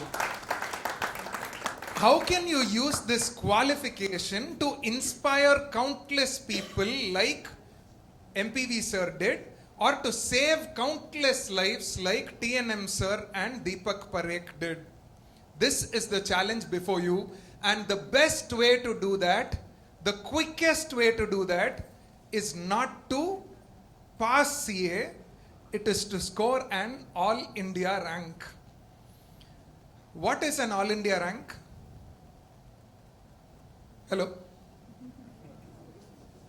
What is an All India rank? Highest 50 scorers published in a merit list by ICAI called the All India rank holders. Now I am writing a book featuring the stories of All India rank holders. When I connected with people, something I came to know, நம்மலாம் CA pass ஆகணும்ங்கறதுக்காக CA சேர்றோம், north இந்தியாலலாம் rank வாங்கணும்ங்கறதுக்காக CA சேர்றாங்க. உள்ள நுழையிலேயே agenda is not to qualify CA, it is to score an all India rank. மும்பையில் ஒரு ஹாஸ்டல் இருக்கு, அந்த ஹாஸ்டல்ல ஐபிசிசி முடிச்சதுக்கு அப்புறம் தான் அட்மிஷன் வாங்க முடியும். ஓகே, அகாடமியில் இல்லை, ஹாஸ்டல்ல. ஐபிசிசியில் you should have scored a cut off percentage. Okay, அந்த மார்க் வாங்கிட்டு you go with your mark sheet to that hostel. Then they will conduct an interview. அந்த இன்டர்வியூவை கிராக் பண்ணீங்கன்னா ஹாஸ்டலில் அட்மிஷன் கொடுப்பாங்க. கிளாஸ் எடுக்கிறது எதுவுமே இருக்காது, just a hostel. A hostel consisting of 100 people who are working day and night to score a rank. இந்த ஒரு மும்பைலலாம் train railway station metro station பார்த்தீங்கன்னா நீங்கள் போய் ட்ரெயின் எல்லாம் ஏற வேண்டியதில்லை, கரெக்டான பிளாட்ஃபார்மில் போய் நின்னீங்கன்னா அவனுங்களே ஏற்றி விட்டுருவாங்க. அந்த மாதிரி அந்த ஹாஸ்டலில் you get in that momentum you will also score a rank. This is how they are working. So if at all you think qualifying CA is a challenge, you are lagging behind by at least 30-40 years. Yet the biggest companies, all of you attended orientation. 15 நாள் orientation attend பண்ணீங்களா? நீங்க rank வாங்குனீங்கன்னா 50 rank holdersக்கு one of the IIMs Leo, in Indian School of Business Leo, there is a 15-day program exclusively for the 50 rank holders. Imagine ஒரு ரூம்குள்ள 15 நாள் இந்தியாவோட 50 rank holders ஓட நீங்க இருப்பீங்க. இந்த 50 பேரும் they will be getting into big positions like Big Four, TCS, ITC, Wipro. All 49 people will be in powerful places. Aditya Birla Group. Look at the connect that you have. Yeah, and look at, you will be learning from the masterminds in IIM, ISB. There is a separate campus placement for rank holders. Separate campus placement in the big companies எல்லாம் அவங்க ஹையரிங்க அங்கேயே முடிச்சிருவாங்க. Companies like Aditya Birla and all don't even open their doors to non-rank holders. So once you decided to pass CA, then aim to do it with an all India rank. And to do that, you just need 4 qualities, 4 P's that I am going to share with you now. The first P called passion. ஒரு small island town MPV sir சொல்லிட்டு இருந்தார்ல, இந்த tier 2 tier 3 city, இது வந்து tier 3 எல்லாம் கிடையாது, அது ஒரு கடைக்கோடி ஒரு ஐலாண்ட் டவுன். அங்கே ஒரு மிடில் கிளாஸ் ஃபேமிலியை சார்ந்த ஒரு பையன், விளையாட நிறைய பொம்மைகள் எல்லாம் கிடையாது. பெரும்பாலும் அவனோட ஃப்ரீ டைமை he will spend it on the seashore playing with his friends. One day when he was playing at the seashore, he noticed a seagull. இந்த பீச்க்கெல்லாம் போனீங்கன்னா அந்த குட்டி குட்டி பறவைகள் பார்ப்பீங்கல்ல, he noticed a seagull plunge into the sea, pick a fish and soar back into the sky. அந்த seagull உயர பறந்ததை பார்த்த அந்த சின்ன பையன் அவன் ஃப்ரெண்ட்ஸ் கிட்ட டிக்ளேர் பண்ணா, his challenge accepted, someday I will fly high like that seagull. என்னைக்காவது ஒரு நாள் அந்த seagull மாதிரியே நானும் பறப்பேன். பெஸ்ட் ஃப்ரெண்ட்ஸ் எதுக்கு இருக்காங்க? இந்த மாதிரி ஏதோ ஒரு ஆடி அமாவாசைக்கு நம்மளுக்கு ஏதோ ஒன்று பண்ணணும்னு தோணுச்சுன்னா, எதுக்கு இதெல்லாம் இப்படி தான் எனக்கும் போன வருஷம் தோணுச்சு, சரியாயிரும். So his friends also told that, but he had already identified, no, this is my challenge, this is my passion. Next day he went and told his teacher, Miss, பெருசாயி என்னைக்காவது ஒரு நாள் அந்த சீகல் மாதிரி நான் உயர பறக்க போறேன். His teacher didn't laugh at him. His teacher told him, அப்படி உயரமா பறக்கணும்னா நீ ஏரோநாட்டிக்கல் இன்ஜினியரிங் படிக்கணும். சரி, ஏரோநாட்டிக்கல் இன்ஜினியரிங் சேர்ந்தாச்சு. காலேஜ் ஃபர்ஸ்ட் டே ப்ரொஃபஸர் கிட்ட, சார் என்னைக்காவது ஒரு நாள் அந்த சீகல் மாதிரி நானும் உயர பறப்பேன். Now his professor told him, தம்பி பறக்கிறதுன்னு முடிவு பண்ணிட்ட, நீ ஃபாஸ்டா பற, சிஏ பாஸ் ஆகணும்னு முடிவு பண்ணிட்டீங்க, ரேங்க் வாங்கிருங்கிற மாதிரி his professor told him, once you decide to fly the fastest, become an Air Force pilot. Went to become an Air Force pilot. By a thin margin, he missed the interview. இந்த people கிட்ட கஷ்டப்பட்டு நம்ம explain பண்ணவும் இல்லை, pass ஆயிட்டேன், aggregate போயிருச்சு, அந்த நிலைமை. ஓகே, பாஸ் ஆயிட்டாரு, அக்ரிகேட் போயிருச்சு. He didn't know what to do. அங்கிருந்து டெல்லியிலிருந்து he walked all the way to Rishikesh. அங்கே he met someone called Swami Sivananda, who told him, when a strong passion comes from a pure heart, it has to become reality someday. உன்னோட டெஸ்டினேஷனுக்கான பாதை வேறாக இருக்கலாம், வேறு பாதையில போன சொன்னாரு. This man took another path which took him to DRDO, the Defense Research Development Organization. He created countless missiles for our country. He won the highest awards like Padma Shri, Padma Bhushan, Padma Vibhushan, Bharat Ratna, and finally, when he was well past 70 years of age, he flew the fastest fighter plane of our country, Sukhoi, but not as an Air Force pilot as he intended to, but as the Chief of the Air Force, Navy and the Army. He flew it as the Honorable President of India, as Dr. APJ Abdul Kalam.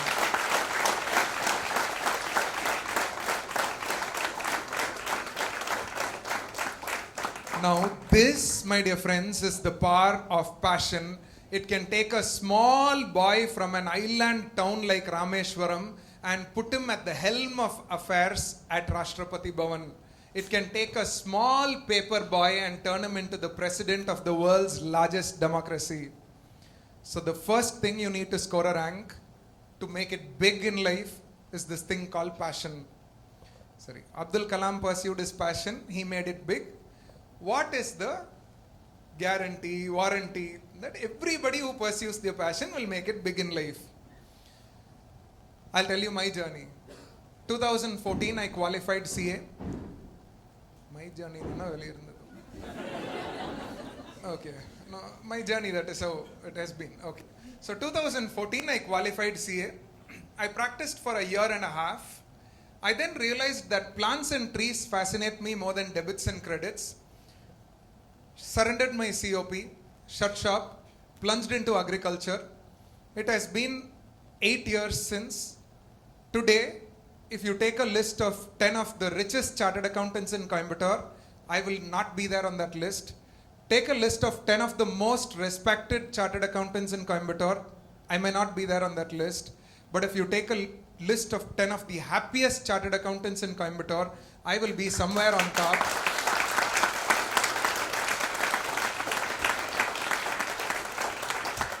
Thank you so much.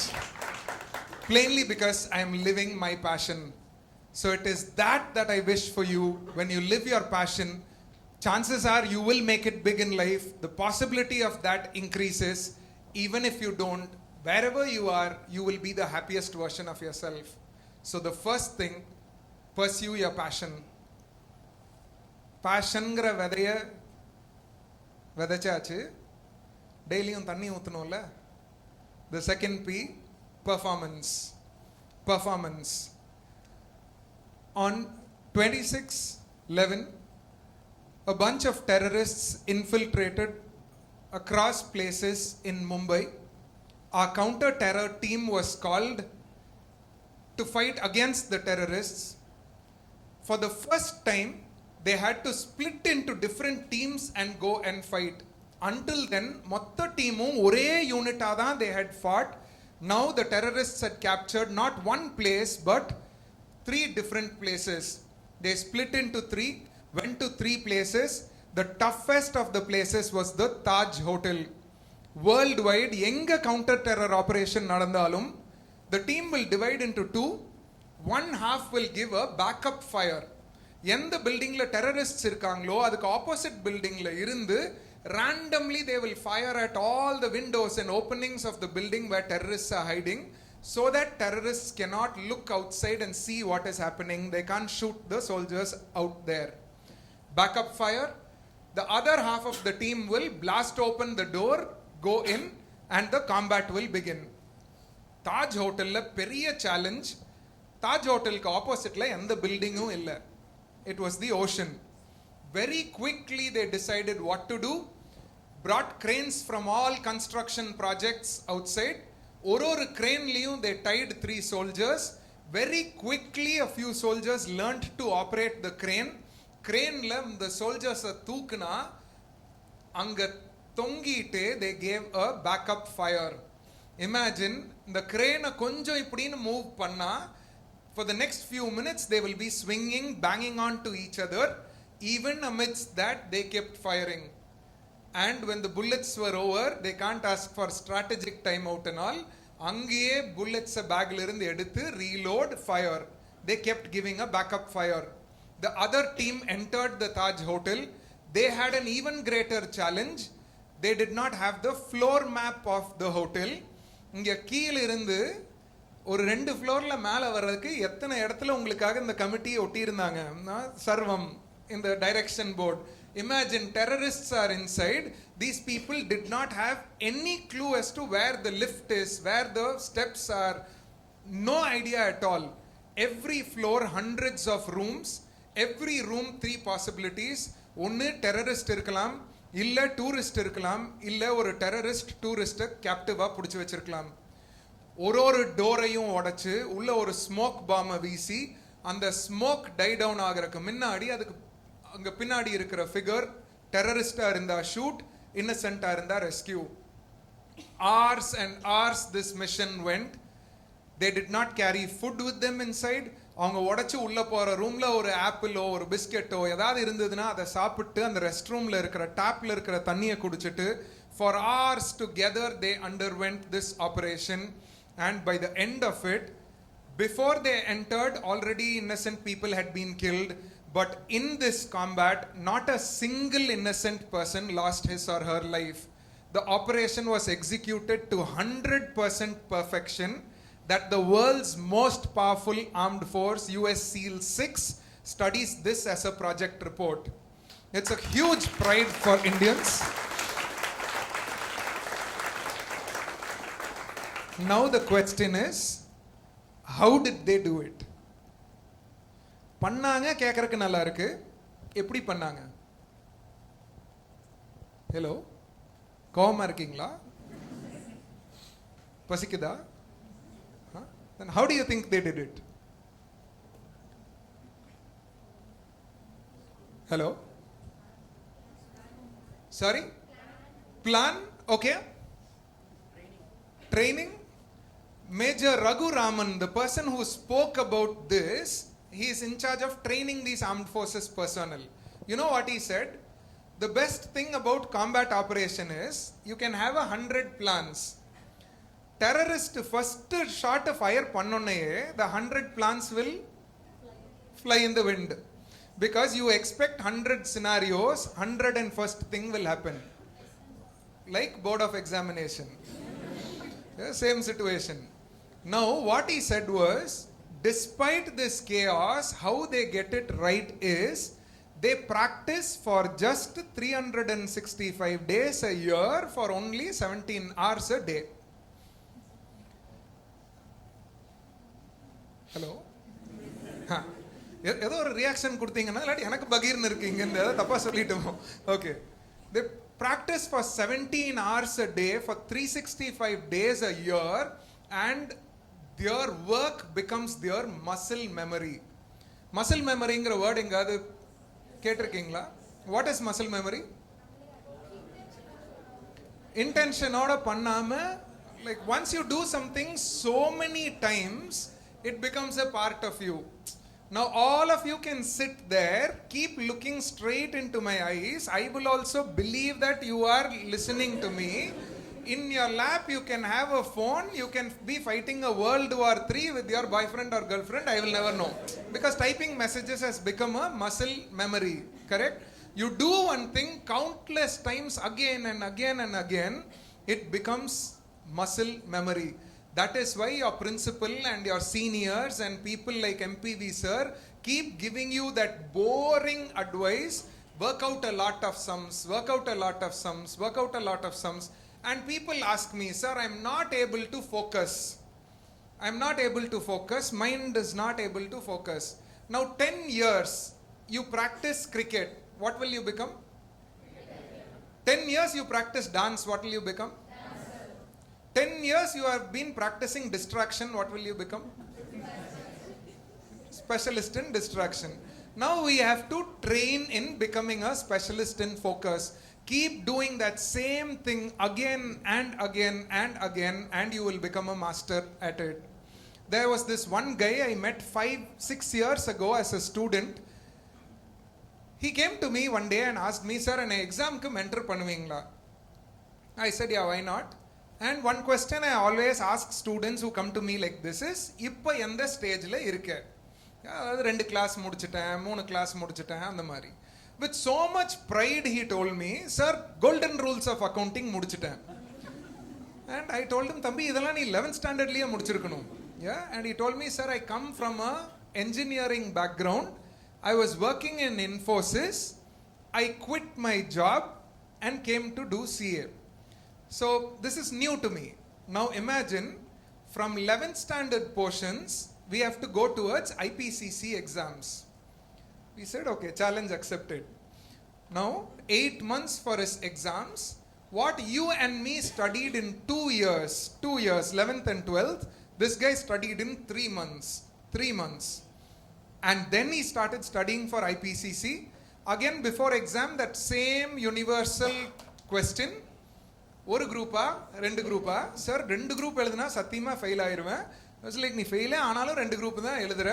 He went and wrote his exam. I knew 200% he will pass. He had a doubt. Results came. He didn't just pass. He scored All India rank 2 in his IPCC.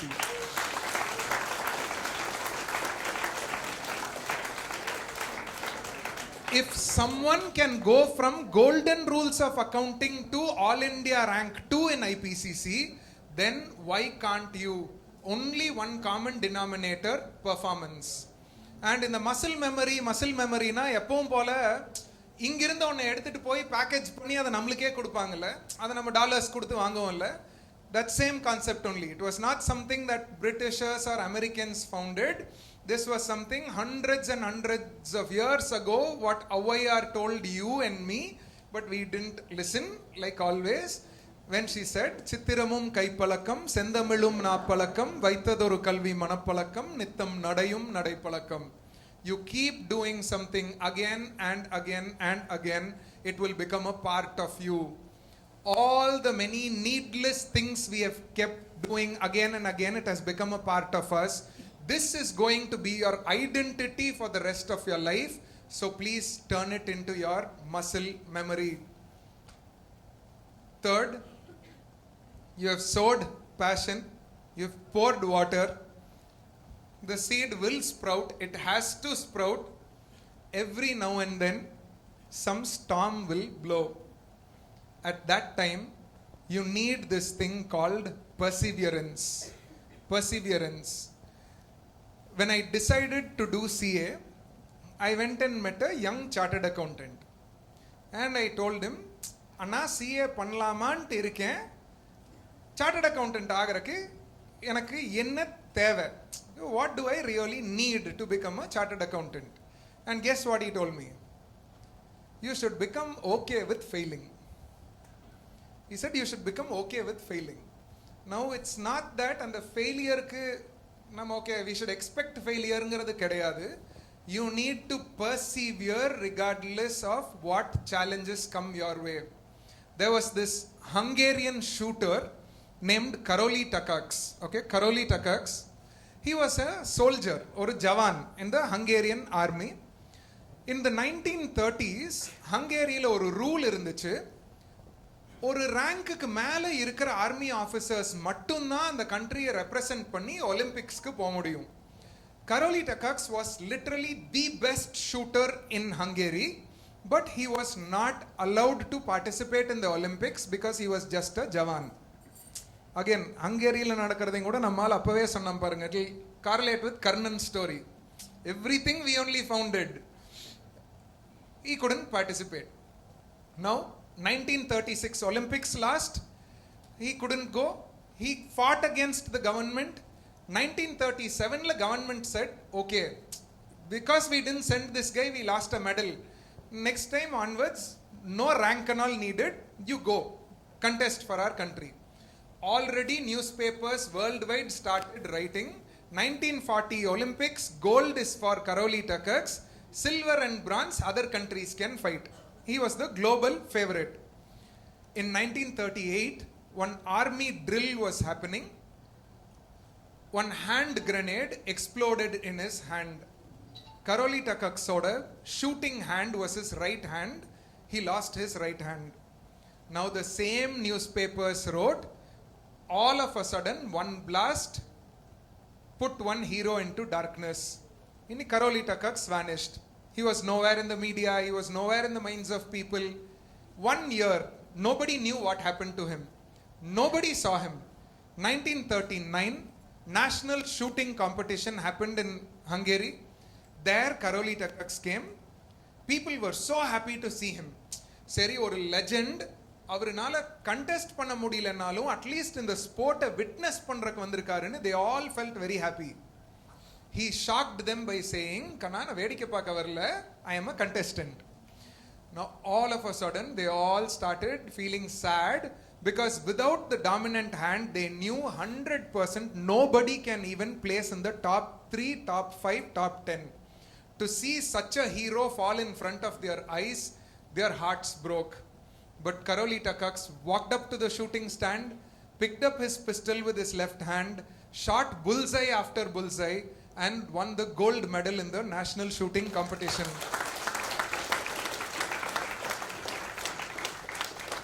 Again newspapers wrote, Olympic gold 1940 is for Karoli Takacs, silver and bronze other countries can take. Hitler had other plans. 1940 World War, Olympics cancelled. World War again, Karolita Cox didn't give up. He started preparing for 44 Olympics. 44 Olympics also Hitler had other plans. Olympics cancelled. Now 1948 Olympics. Already Karolita Cox was 39 years old. Olympic standards, 39 years and all, impossible to win a medal. So now he was no longer global favorite. Came, shot bullseye after bullseye, broke the previous gold medalist's record, created an Olympic record, won his first gold medal in Olympics in 39 years of age. Next year he came back, broke his past record, won his second Olympic gold medal, and there he gave an interview saying, I am retiring from Olympics not because I am too old, but because I want to give my fellow contestants an opportunity to win gold. Now this is the attitude. This is the attitude you and I need to have. Now perseverance na wait பண்றது இல்ல, நம்ம டைமுக்காக wait பண்ணிட்டு இருக்கிறது is not perseverance. It is waiting with a good attitude. Waiting with a good attitude. Kurt Richterன்னு ஒரு psychologist 1950s ஒரு இன்ட்ரெஸ்டிங்கான experiment பண்ணாரு. Wild rates எடுத்துட்டு வந்து ஆல்மோஸ்ட் சேம் ஏஜ் குரூப் இருக்கிற ரேட்ஸை எடுத்துட்டு வந்து ஒரு பெரிய ட்ரம் ஆஃப் வாட்டருக்குள்ள போட்டு எத்தனை நேரம் அந்த ரேட்ஸ் வந்து ஃப்ளோட் ஆகுது, சர்வைவ் ஆகுதுன்னு he timed it. And the rats averaged around 15 minutes. He brought 5 other rats, same experiment, average was again 15 minutes. Countless repetitions, always average was around 15 minutes. Now he introduced a change. 10th minute la and the rats எல்லாம் pull out பண்ணி he will wrap them in a ball of towel to give them warmth. அதோட heart beat vitals எல்லாம் நார்மலுக்கு வந்தோடனே மறுபடியும் தூக்கி ட்ரம்குள்ள போட்டுருவாரு. This time guess how much time they averaged? Sorry? 15 minutes more? More than 15 minutes? Anybody else? 5 minutes. 5 minutes? Reduced to 5. They didn't give up. See, people who have written exam waiting for results said it went lower. People who qualified say they didn't give up. That's why you should qualify CA. The rats averaged 60 hours. Not 60 minutes. They averaged 60 hours. 240 times more than the original 15 minutes. You know what the magical element this time was? The hope that if they survive for some more time, some hand will magically come and pull them out. This hope gave them the strength to sustain for 60 long hours. Now, in the 60 hours-க்கு ஏதோ ஒரு கை வந்து நம்மளை தூக்குன்ட்டு ஜாலியாக மல்லாக்க படுத்துட்டு இல்லை. They kept beating their hands and legs, which you should do, only then you will survive for 60 long hours. Hope is not doing nothing today with the anticipation that tomorrow will be good. Hope is doing the best you can today with the hope that tomorrow will automatically become good.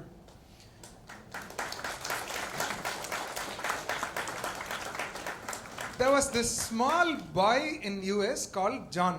Okay, John ஒரு சின்ன பையன். ஜானுக்கு school போகிறக்கே பிடிக்காது. Okay, இந்த teachers, test, imposition, kneel down, stand up on the bench. He hated every bit of school. So he was praying for a miracle. Every day he will pray for a miracle. All of a sudden one day, one angel came down and told, I will give you a boon. ஒரு remote. இந்த பட்டனை press பண்ணனா உன் life fast forward ஆகும். எவ்வளோ வருஷம் வேணுமோ அவ்வளோ தடவை ப்ரெஸ் பண்ணனா ஃபாஸ்ட் ஃபார்வர்ட் ஆகும். John was very happy, super thrilled, and then the angel said, asterisk, conditions apply. You can fast forward your life, you can't rewind your life. John was like, evanakada rewind venu? Why will I go back to LKG, do all that punishment and come again? I want only fast forward. You go. I want to quickly fast forward. Angel said, okay, God bless you, went. This guy pressed the button 10 times. He was now in college.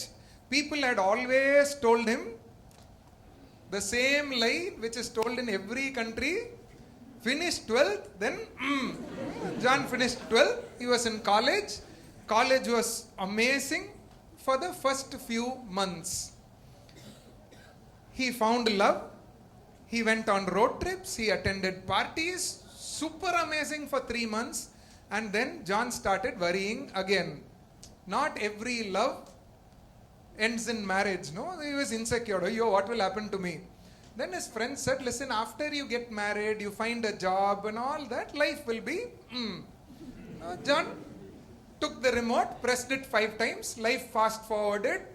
John was now happily married. He had one amazing job. And then John realized one universal truth. Okay, all of you, you need to write this and keep. Okay, people are different when they are lovers, and they are different once they become a spouse. Now John realized, oh yo, where did I go wrong? Now his friends gave him another advice. Listen, if you have kids, your wife's attention will be equally divided between you and the kids. So you will be at least half safe. Okay? So now John took the remote, pressed the button another 5 times. John now had 2 kids, but he painfully realized his wife's attention was not divided between him and the children. 100% of her attention went to children. John was left all alone. And then friends said, don't worry, once kids grow up a little that they can take care of themselves, then you will get 50-50. He couldn't wait, took the remote, pressed it again. Now kids were big enough, wife's attention equally divided, but another problem. Kids wanted PlayStation, iPod, iPad. His bank account was diminishing at a very fast rate. Now John got worried. He thought, oh, if my kids become 18 years of age and they go out of the house, your bank account tapikkum. So he eduthu remote eduthu or 10 thadava he pressed. Children now were out of the house, bank account intact. But what John realized was, இந்த குழந்தைங்க இந்த வீட்டை விட்டு வெளியே போனோன்னு இந்த வீட்டோட சந்தோஷமும் இந்த வீட்டில் இருந்த அந்த உயிர்ப்பும் போயிருச்சு. என்னடா பண்ணலாம்? லைஃபை ரீவைண்ட் பண்ண முடியாது. Now that same friends who gave that wrong, very bad idea of marrying, no? Those same friends gave an idea now. If you have grandchildren will come home for weekends. At least weekend will be good. Like we work for 5 days waiting for weekend, no? So John thought, okay, same thing at least we'll do. Fast forwarded another 20 years. He had 4 grandchildren. They came home during weekends. But John painfully realized in this process of constantly fast forwarding his life, John grew old. He could no longer run around the house and play with his grandchildren as he used to with his children. In this fast forwarding process, John's wife also grew old. Eventually she died, and John was sitting all alone on the bench of a beach, wondering, what have I done to my life? All of a sudden, John heard a scream. John, wake up! It's late for your school! John jumped out of his bed and he realized, thank God this was just a dream. Thereafter, he started enjoying every bit of his life. The only difference between John and all of us, John was lucky, it was a dream. We are living our life constantly trying to fast forward with the hope that 10 years from now we'll be happy. I go to IPCC, I'll be happy. I go to final, I will be happy. If you cannot be happy where you are, how you are today, you cannot be happy after 5 years, 10 years, even if you get all that you really want. So, hope is doing your best today, living your today 100% with the confidence that if you get today right, tomorrow will automatically happen. Finally, the last P, but for me to tell that, you have to tell me what the first 3 P's are. Perfect. The 4th P is purity. If you're wondering what does purity have to do with scoring a rank, back then there was this thing called Britannica Encyclopedia. Okay, that one book will be equal to your 3 study material. Okay, that book, 3 books, it had around 7 volumes. 3 volumes, if somebody studied or read, around 5 years of their lifetime would have gone for that. Now Swami Vivekananda was in US. He, I think, read all other books. He went into this, okay, I will read Britannica, and he will send his disciple, monk, to the library to borrow this book and come. Disciple will go, borrow volume 1 and come. Next morning he will take volume 1 and go and say, my boss has read it, give me volume 2. Next day he will go, volume 2 over, give me volume 3. When he went for volume 5, librarian got super annoyed. He said, என்ன விளையாண்டுட்டு இருக்கீங்களா ஒரு நாள்ல ஒரு book full படிக்க முடியுமா? Ask your boss to come, only then I will give.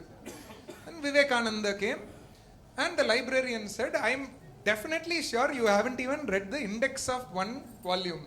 And Swami Vivekananda said, no, you asked me a question probably. And then librarian asked dozen questions, including page number. Swami Vivekananda got it right. And when he was asked, how on earth did you do this? Swami Vivekananda said, it's all here. If this is pure, you can do anything under the sun. And that purity, you know where it came from? After a talk in US, Swami Vivekananda got down the stage. One young American lady came to Swami Vivekananda and said, Vivekananda, will you marry me? Now, Swami Vivekananda didn't get angry. Nor did he say, yeah, okay, come, we will do some spiritual experiments together. He asked that lady, why such a question to a monk like me? I'm curious.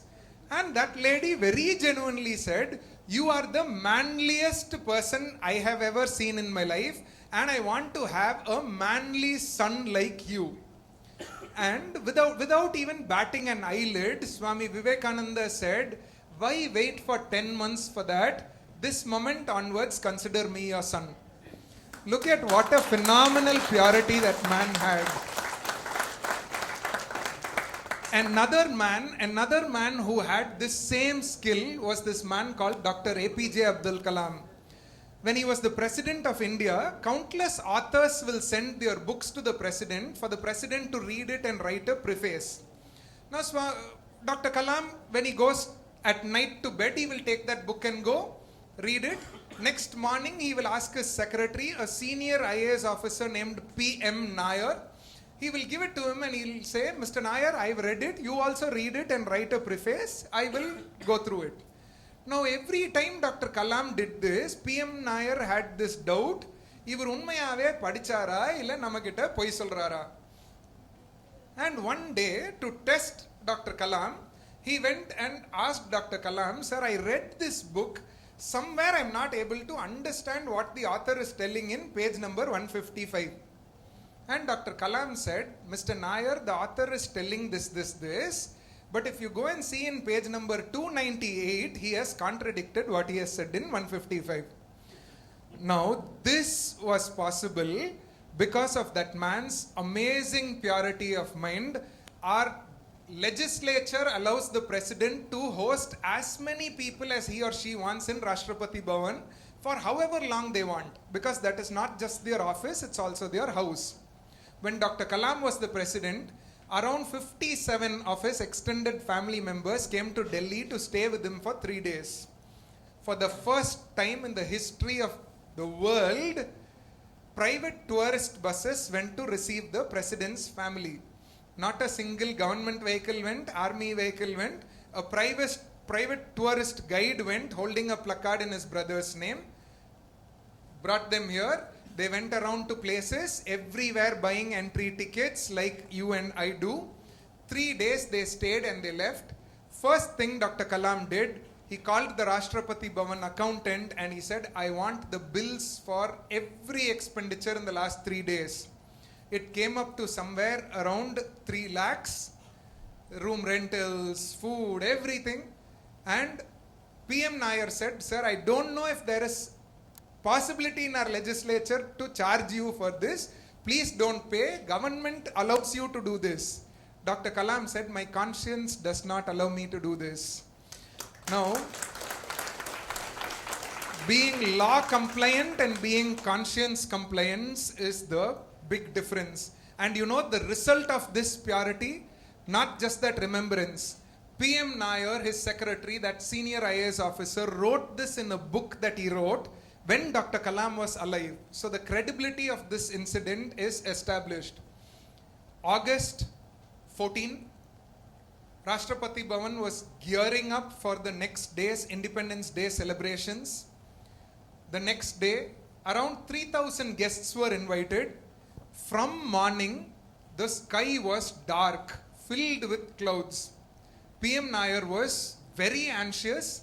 3000 பேரை கூப்பிட்டுருக்கிறோம், மழை கொட்டுன்னு கொட்டு மாட்டிருக்கு, how are we going to manage? And his face was very worried, dull. All 3,000 were VIPs. Now he came to Dr. Kalam's room. Kalam looked at him and asked him, Nair, why is your face like this? And he said, sir, 3000 பேரை கூப்பிட்டுருக்கிறோம், what will we do? Dr. Kalam said, don't worry, we'll have it inside. He said, sir, உள்ள 600 பேர் தான் seating capacity. We have to have it outside. Then Dr. Kalam gave a magical solution. Okay, Mr. Nair, we will have it outside. If it rains, we will get wet. Now Mr. Nair was super pissed. ஒரு IAS officer மழை பெஞ்சா நலைவான்னு எனக்கு தெரியாதா, இவர் ஏதாவது solution கொடுப்பாருன்னு பார்த்தா இவர் ஒரு சயின்டிஸ்ட்னு மதிச்சு. And he said, don't worry. Now PM Nair went and arranged for around 1,000 umbrellas from the various police and army regiments around. Still insufficient. And he was still worried. He came and said, sir, please don't give me that. If it rains, we will get wet. Please help me. And Dr. Kalam said, don't worry, Mr. Nair. I have spoken there. Now Mr. Nair was even more pissed off. Okay, an IAS officer. Like, anga yaru kuda pesnaru, local kala, ISDR. And your boss, no, you can't do anything about it. So he said, okay, we can't argue with this man. He came. Magically, for that 5 o'clock program, that sky which was so filled with clouds, around 4:30 the clouds started dispersing. It was shining like any other day. Dr. Kalam came in his jeep, gave that royal salute, attended that program. He left at 6:15. 6:15 it started pouring like never before. And PM Nair writes, I am an IAS officer who believes in absolute rationality. I do not believe in miracles. I do not believe in God-men.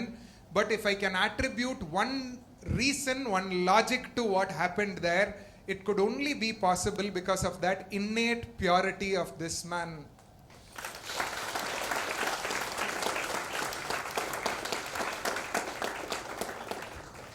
And Keela, he wrote a postscript for this chapter. Okay. After the function got over, out of 1,000 umbrellas, close to 300 umbrellas got stolen. The biggest VIPs of our country thought, umbrella is India's, India is mine, A equal to B equal to C, umbrella is mine, they took it and went. Now, the choice that you have in life is, if you are one of those VIPs, you will get an umbrella free. Might be extra few lakhs as audit fees, whatever that umbrella is, a little more fame, power. If you are pure like Dr. Kalam, you will get the power to stop rain. Why will you choose an umbrella over the power to stop rain? With this thing called purity, anything in life is possible. CA is nothing when you have such an amazing purity. You don't have to bow before anybody, not even in front of your God. You can stand in front of your God like Bharati stood before his Parashakti, and you can say, Tedi chorunidam tindru, pala sinnanjiru kadaigal pesi, manam vaadi துன்பம் மிக உழன்று பிறர்வாட பல செயல்கள் செய்து நரை கூடி கிள பருவம் எய்தி கொடுங்கூற்று கிரையன பின் மாயும் பல வேடிக்கை மனிதரைப் போலே நானும் வீழ்வேன் என நினைத்தாயோ. Thank you so much for this opportunity. Love you all. Thank you. Thank you so much. Thank you so much. Love you all. Your words have remained.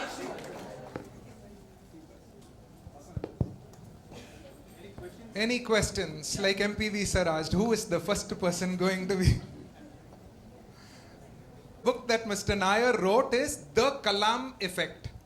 The Kalam Effect. Please do read it and share your opinion with me. Thank you. Thank you so much.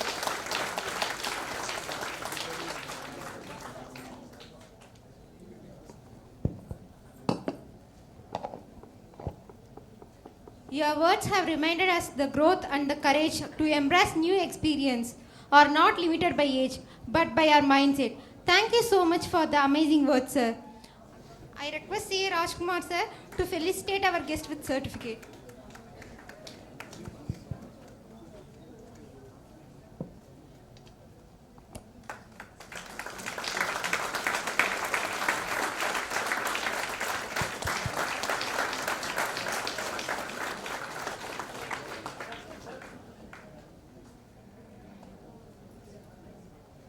I request C. Tirupati, sir, to felicitate our guest with memento.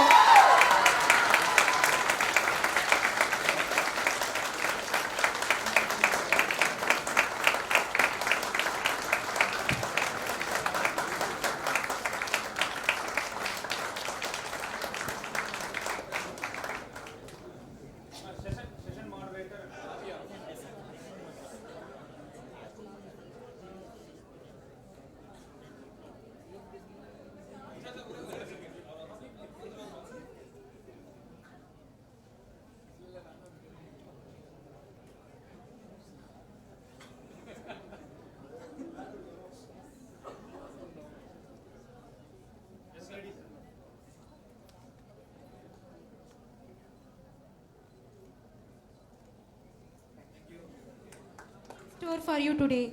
As you may know, one of the highlights of our conference kit is a special book authored by our special guest, Madhu Teja Lankapalli. He is here to share a few insights. Before that, I invite J. Akshaya to introduce our special guest. Kasa, he plays a pivotal role in fostering the development of CA students. Mother Teja Lankapalli is a true torchbearer for aspiring professionals, blending passion, perseverance, and purpose in every endeavor. Welcome, sir.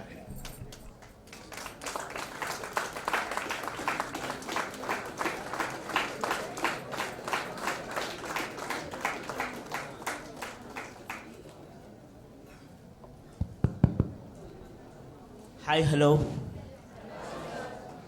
So, ಎಲ್ಲರಿಗೂ ವಣಕಂ. ನಾನು ಮಧುತೇಜ ಲಂಕಲ್ಪಲ್ಲಿ. So, today I want to share some of my insights.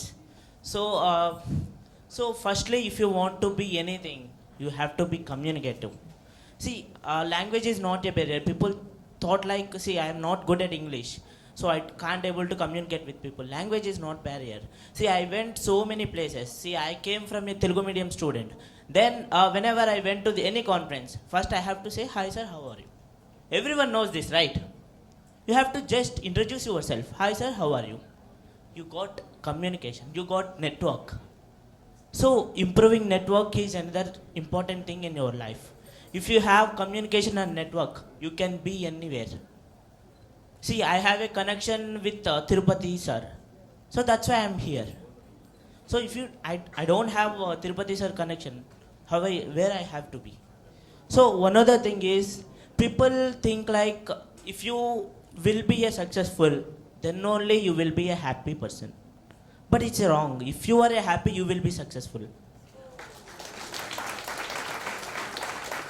So I think everyone cleared CA foundation. So how many hours will you happy? Because success is a moment.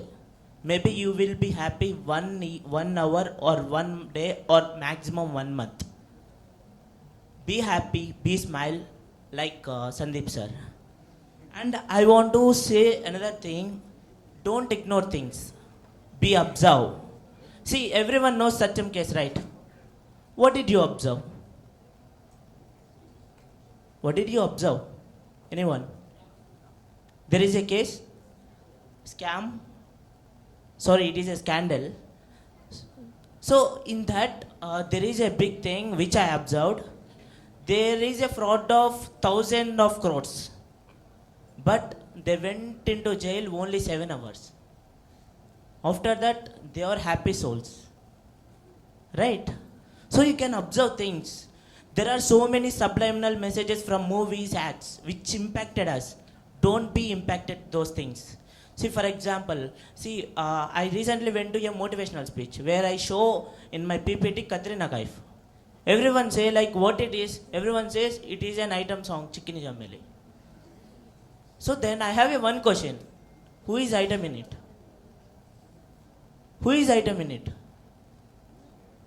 Everyone knows the answer, but no one has to dare to say that item is a girl. Right? It is the subliminal message which is impacted by us. And I saw so many advertisements like Fair and Lovely.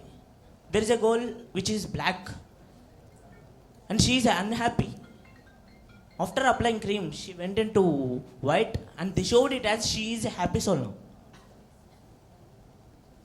So don't impacted with these things when you are in young. And one more thing is grab opportunities. See, I came into articleship as a degree student. Then I started to communicate with people because I came from Telugu medium student. So then in the form of communication, I don't know how to communicate, then I got a opportunity of paper presentation in mega conference. So I went there, I trained. You have to practice. Then I thought like I have to be something. I write articles in Tax Guru and Tax Management India. And there are so many opportunities to CA students. People unaware about it. See how many of you know 4-week residential program? Very few. 2 people raised their hands. How many of you know NTS? Again, no one knows. But there are so many advantages with these opportunities provided by ICA. You have to utilize every opportunity. You have to know everything. How many of you know SAFA? What is the process to went to the SAFA? No one knows. So be aware. Utilize your opportunity. Don't impact with subliminal messages. Don't ignore things. And I also say one more thing. So after writing Gamut of Chartered, I wrote 36 chapters. After that, I wrote 27 lecture stories in it. So after completing 36 chapters, I thought like there is an incompleteness in the conclusion chapter. Then I wrote one of the thing, which is a voice of CA student. I want to be a conclusion of my book. So in my 36 chapter, there is at the conclusion, you will find the voice of a CA student. After, by writing it takes 1 year to me. For writing these 10 lines, 10 to 20 lines, it takes almost 10 days to me. Why? Because it must be impactful. So voice of CA student. I don't know when I will become a CA. I don't know why I am failing. I don't know why I was trying to be alone. But I only know why I want to be. So I hope I will become one day. I never give up. Because I entered into this course not by chance but my own choice. I inject lots of enthusiasm on this chartered accountancy. Now I am addicted to this drug. Yes, I am a failure, but I am not a loser. I lost my relationship with my friends. I lost my relationship with my family. I lost all my feelings. I think this is all because I lost myself. Yes, I am a topper in school. I am a topper in college. And I am a topper in degree, but here I remain as a failure. Sometimes, because of one subject, I remained a failure, and sometimes I passed all the subjects, but because of the aggregate, I became a failure. As I earlier said, I lost my emotions with my friends and family because I was emotionally connected to chartered accountancy. If someone asks me, how many years will you take? Yes, I don't have an answer to this. So I say that CA completion or death of my life, whichever is earlier. I am going to propose again this May. Either CA accepts me or rejects me. I don't bother. I am ready to propose again and again.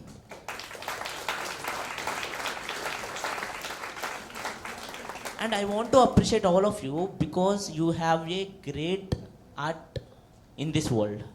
What it is? Listening. I read a book of Jiddu Krishnamurti named as Svecha. After reading 2 lines in that book, I closed that book, and in next 2 days, it is remaining in my mind. First line is, good will never become great. Maybe great will become good. Second line is, greatest skill in this world is listening. When someone is speaking, you have to listen. If you have a capability, patience to listen, you will be in next level. And also, I want to say about this Kumbakonam branch, because they gave me this platform and they gave me good opportunity to encourage a CA student who became an author. So I wrote a poem, so I want to deliver it now.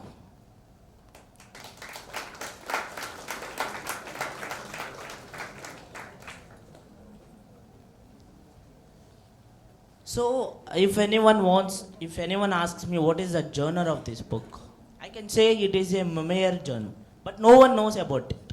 So simply I can say it is a nostalgic non-fiction book. You can easily relate with every chapter in my book. So people don't know about what is the day before exam, what is the day before results. I didn't sleep when there is an results of my CA foundation. So likewise, we faced so many things in our lives. And one more thing is, we gave both groups in CA Inter. Mostly we will pass. Mostly we will fail. Because of both groups. Because we have a confidence that we will be. That's not a wrong thing. But it is happened. It is a nostalgic moment in our lives. So likewise, we have so many things to share with our friends and everything. So I covered everything. It is definitely worthy. You can have 27 lecture stories like Banwar Purana, Swapnil Patni, J.K. Shah, and Nandini Agarwal, Kushal Lodha, BOS chairman. So I want to deliver my poem. I want to dedicate this to the Kumbakonam branch. Kumbakonam, city so kind, with hearts so humble and souls aligned. Your love, your warmth, your care so true, a treasure of kindness in all you do. The streets sing tales of hearts so wide, where humanity and grace forever reside. Your people a reflection of your name, humble in spirit, yet rich in fame. As a speaker, I stood with pride, embraced by warmth, with you as my guide. And 220 hands held my dream, a moment squirrel like a shining beam. Your hospitality, a gentle embrace, a reflection of your heartfelt grace. Kumbakonam, you have left a mark, a glowing light in my life's arc. Thank you for the love you have shown, for making this city feel like home. Forever grateful, my heart will be to the humble souls of Kumbakonam's tree.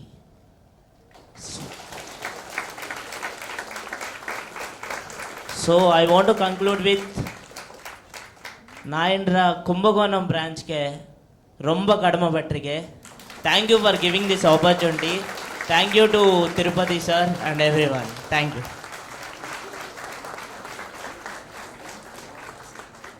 Thank you so much for your amazing words, sir. I request our Sikasa chairman Darshan to present a shawl to our special guest. Sikasa secretary Darshan.